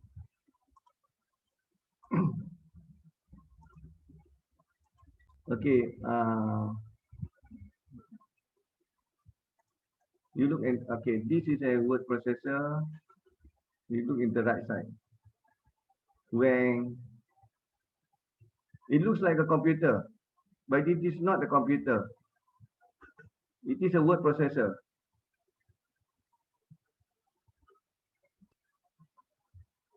And you have not seen this? You have never used this? Okay. Abstract. Okay. Before we have personal computers, we have we had typewriters, but typewriters have limitations. Typewriter can type one word, one letter after another letter, and then they automated the typewriter to have electronic typewriter. After electronic typewriter, but how do you write many letters? For example, university offers, letter of offers to enroll into universities. How do they type a lot of letters? Because maybe thousands of students will enroll into a university. How do you type? Do you need typists to type thousands of letters? No, they develop a word processor. So this word processor you can type the blanket letter, and then you can change the name and address, date, and so on. So it's sort of the sort of automation. So they create, so you can do alignment, justification. It can do what you call changing here a little bit. The whatever that you see that the word processing software can do, it was done using a word processor. So a specific machine just do the word processing that we do today. And then with the advent of the personal computer, they created or developed a software called word processing software. Word processing software, the first one was WordStar, you can remember, WordStar, and then we have WordPerfect, and then we have Microsoft Word, and then Lotus also have some similar products. That is, they imitate the word processing software. Before that, it was done by using the word processor.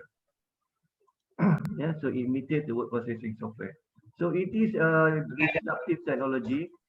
When they created the word processing software, so nobody buy the word processor anymore. Might as well you use it in your personal computer. It's much cheaper. Word processors are expensive. And then the other example of disruptive technology is internet and PageRank algorithm. Okay, PageRank algorithm is an algorithm for search engine. Okay, before we have this PageRank algorithm, what search engine uses PageRank algorithm? What kind of search engine uses PageRank algorithm? Which search engine use PageRank algorithm? Google. Google uses PageRank algorithm. Only Google. Okay. The page here is the name of the founder of Google. Page is Larry Page. The name. This page is the name of a person. It's not the page, web page or what. The name. So Larry Page and Sergey Brin was founder of Google. They created Larry Page developed this PageRank algorithm. Before PageRank algorithm, how does search engine work? What search engine is popular? What is the search engine which is popular before Google? Internet Explorer. MSN. MSN is not the search engine. Yahoo. Yahoo is the search engine. Yahoo is the search engine. So how does Yahoo work before the PageRank algorithm?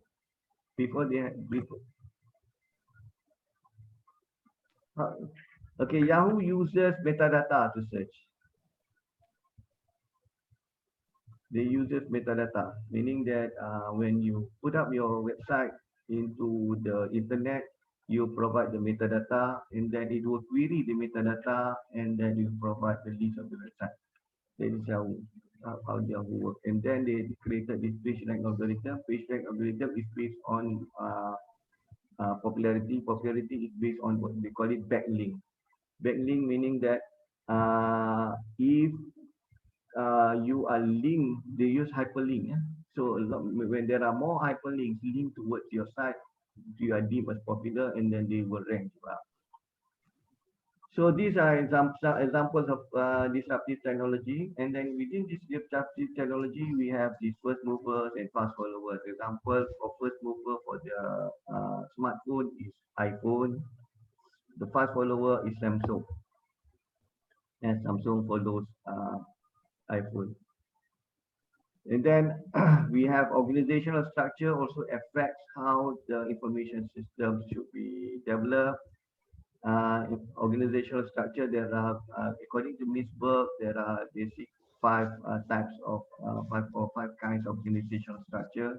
The first one is entrepreneurial. Entrepreneurial are not so big organization. Normally, it's centered or star-centered organization. So they have one boss, and then surrounding it's a smaller number of units. Everybody reports to the main boss, and then there is the entrepreneurial organizational structure.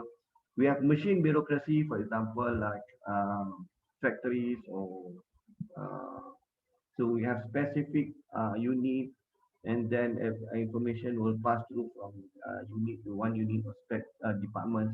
So there is machine bureaucracy. It's specific, it doesn't change over time. The system is always the same. And then we have divisionalized bureaucracy where we have divisions, large division. For example, like say Petronas, they have large division. Each division have their own policies and procedures for each division. So system will have to comply to the divisionalized bureaucracy. Each division have their own specific standards, specific policies, yeah, and then procedures. And then we have professional bureaucracy. Professional bureaucracy are centered on the person, like legal firms, architects. So everybody have their own task to do. Every professionals have their own task to do. So it based on that person. So professional bureaucracy. And the fifth one is adhocracy. Adhocracy is, for example, uh, project management team. The project management team are created ad hoc, and then after the project is done, it will be dissolved. So that is how it works, how the organizational structure are like. So these five kinds of organizational structure will have five different types of information system which reflect the organizational structure. Then there are other organizational features like goals, whether they are cohesive, utilitarian. So I provide you some link here, constituency, leadership style. I'll put up the link in your uh, WhatsApp group. Okay. And then economic impacts. IT also changes the cost of capital and cost of information. So now with IT, the cost of information is lower, cost of capital is also lower. And then IT also affect the cost, the quality of information and changes in economic information. So, and then specifically relate to the transaction cost theory. Transaction cost theory is the how is the theory about the transaction of the cost of doing transaction. Okay, in the open learning, I put up a paper on by Williamson on transaction cost theory. So IT reduces the transaction cost theory because now transaction cost can be reduced using information technology, and then also reduces the agency theory. Agency theory is how you monitor or supervise parties or staff. So with information system, it reduces the agency cost. And then IT also flattens the organization. Yeah, previously we have higher many levels of hierarchy. We IT have flattened the organization, removing certain layer of management. Yeah. So it reduce cost of the organization, and then but there will be restraining factor or resistance towards changes that relate to information system. But there are usually there are four factors that relate to this.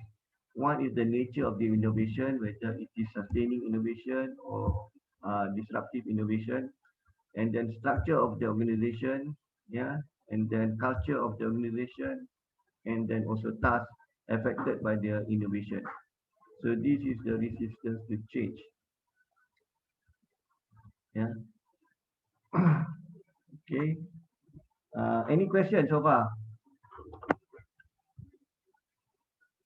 Okay. Okay. And then internet. Internet also increases the accessibility, storage, and distribution information and knowledge for organizations. So it also reduces the transaction cost and agency cost. Yeah. And then supply chain organization are linked together, and IT provides the both the supports or link both the physical flow as well as the information flow. So the physical flow, it links the supplies and raw material. IT provide information, what are the supplies. If you look into supply chain management system, IT provide where you get the raw material supplies, where it goes, and then what is the processes until it reach towards the end, uh, uh, producing the finished goods. And then in terms of information, it provides the communicates the plan, coordinates the work, and then managing the efficient flow of goods and material. So IT provide integral role in the supply chain management system. It provides processes, it provides input, it product transformation, and also producing the output. Yeah, IT also, and then I think we have discussed this in terms of organizational factors in planning a new system. Whenever you want to develop a new system, you need to look into the environment, the structure, hierarchy, specialization, routine, business process, the culture and politics, type of organization, style of leadership, and then main interest group that will be affected by the system and attitudes of the end users, task, decision, and business processes of the system. So when you want to develop any system, you have to look at this whole thing. It cannot be specifically on the certain aspect of the organization. Yeah, and then the type of innovation, this one we have mentioned, sustaining innovation and disruptive innovation. There are two types of changes that normally done when you implement information system. One we call it re-engineering, the other one we call it continuous improvement. Yeah, re-engineering is to total business process redesign. Yeah, or total business process re-engineering (BPR), meaning it's a radical redesign of business process, organizational structure, information system, values of the organization to achieve this business result. Continuous improvement is sustaining, is improving the business processes, but using the same method but improving over time. Yeah. Yeah, this is an example of how do you do the business process re-engineering. It will change the organizational structure, it will change the organizational value, and then there will be changes in information system. So these are differences. This is the difference between business process engineering, re-engineering, BPR, and continuous improvement. Continuous improvement usually relate to minor improvement. We'll start from the bottom because in operation there are bound to be improvements that you need to do. So you will improve your business processes, and then usually it's narrow in scope, and then the goal is to have continuous and gradual improvement. So it usually led to by workers close to the business. Then information system provide data to guide the improvement. How do you improve your business processes? Whereas when you talk about business process reengineering, usually it comes from the top. You want to change the whole business processes, perhaps you want to change the whole business model. You want to create a totally new business model. When you create a new business model, it usually comes from the top. So the top, it will be a top-down change.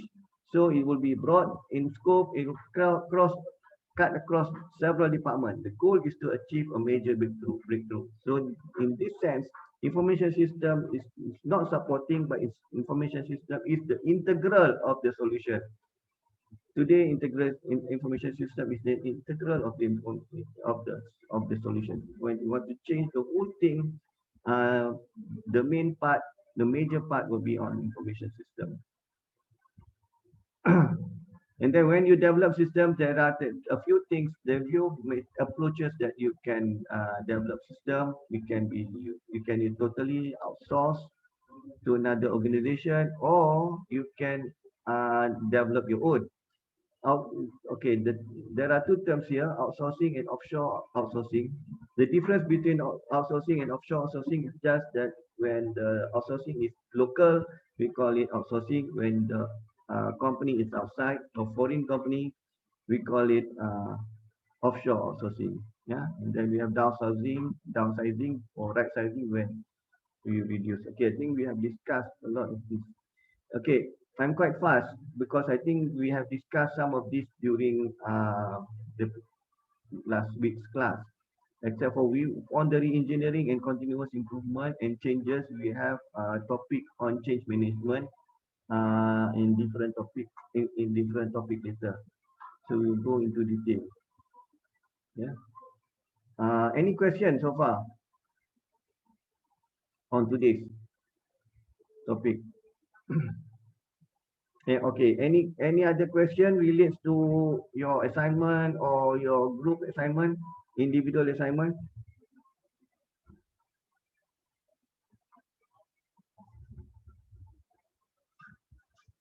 Okay. Can you follow today's class? Yeah. Yes, Prof. Yes. Anything that bothers you that you are not understanding clearly? No. Hi, Prof. Everything is good. It's just that is it possible for you to share the class recording for us to to Okay. use for revision? The class recording is available. I'll show you where it is. Wait, I'll show you. It is at the Open Learning. I need to open the Open Learning. I'll show you where it is. Actually, you can also look at the video of the other class. Okay, it is at the bottom. You can see gallery.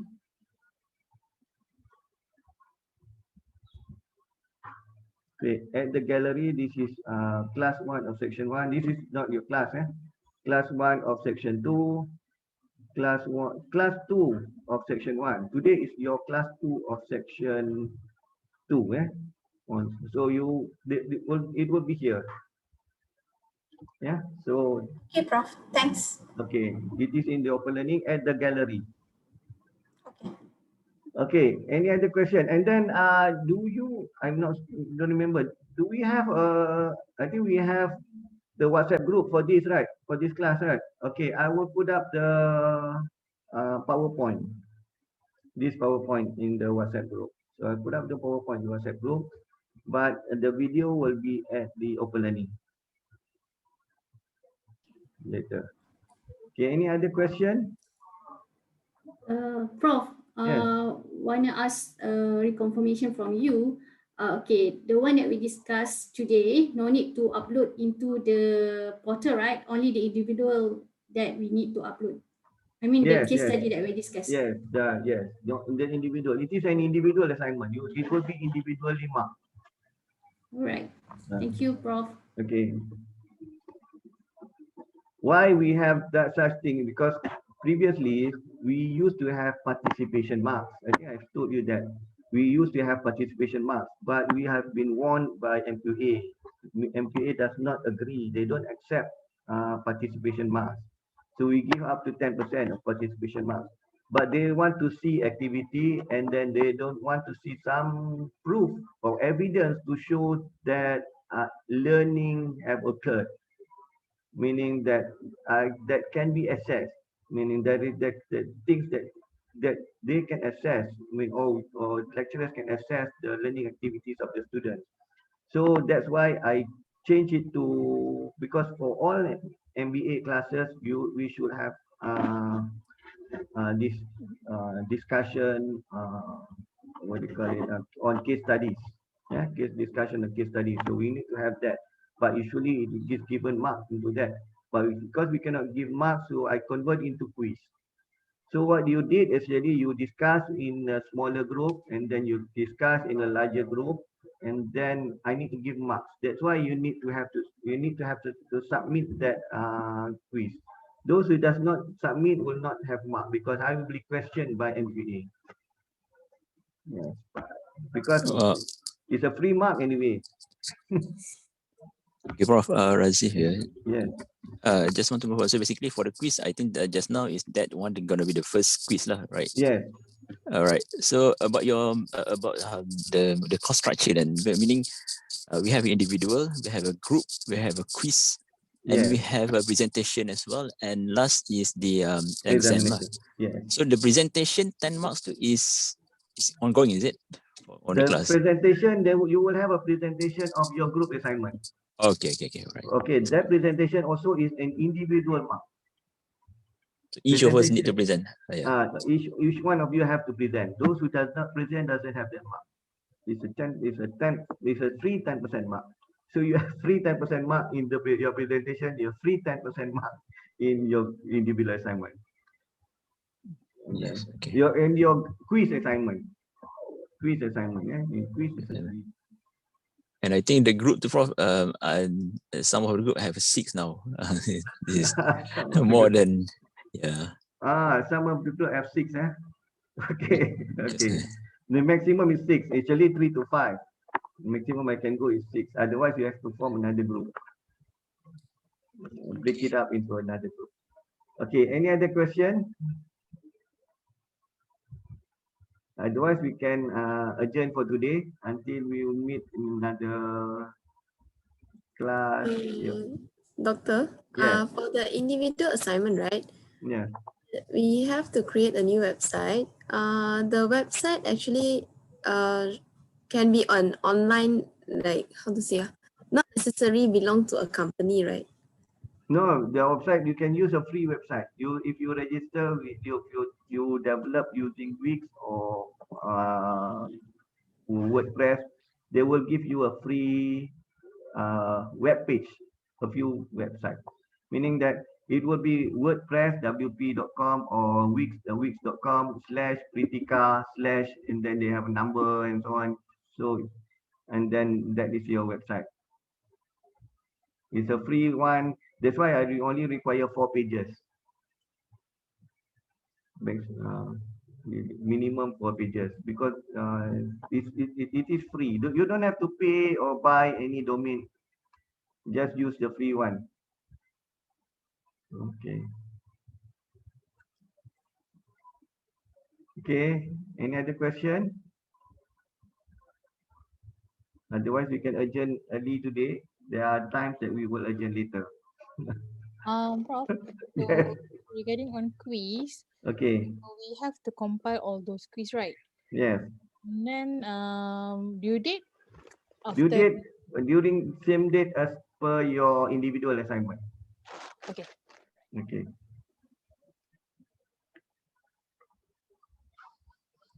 Any other question? Next class is next week or Next, we don't have class next week. The other week. Okay. Okay. Okay. Thank you. Have a nice day. Assalamualaikum. Thank you, Thank you, sir. Doctor. Thank you, Doctor. Thank you, Doctor. Thank you, Doctor. Bye. Bye.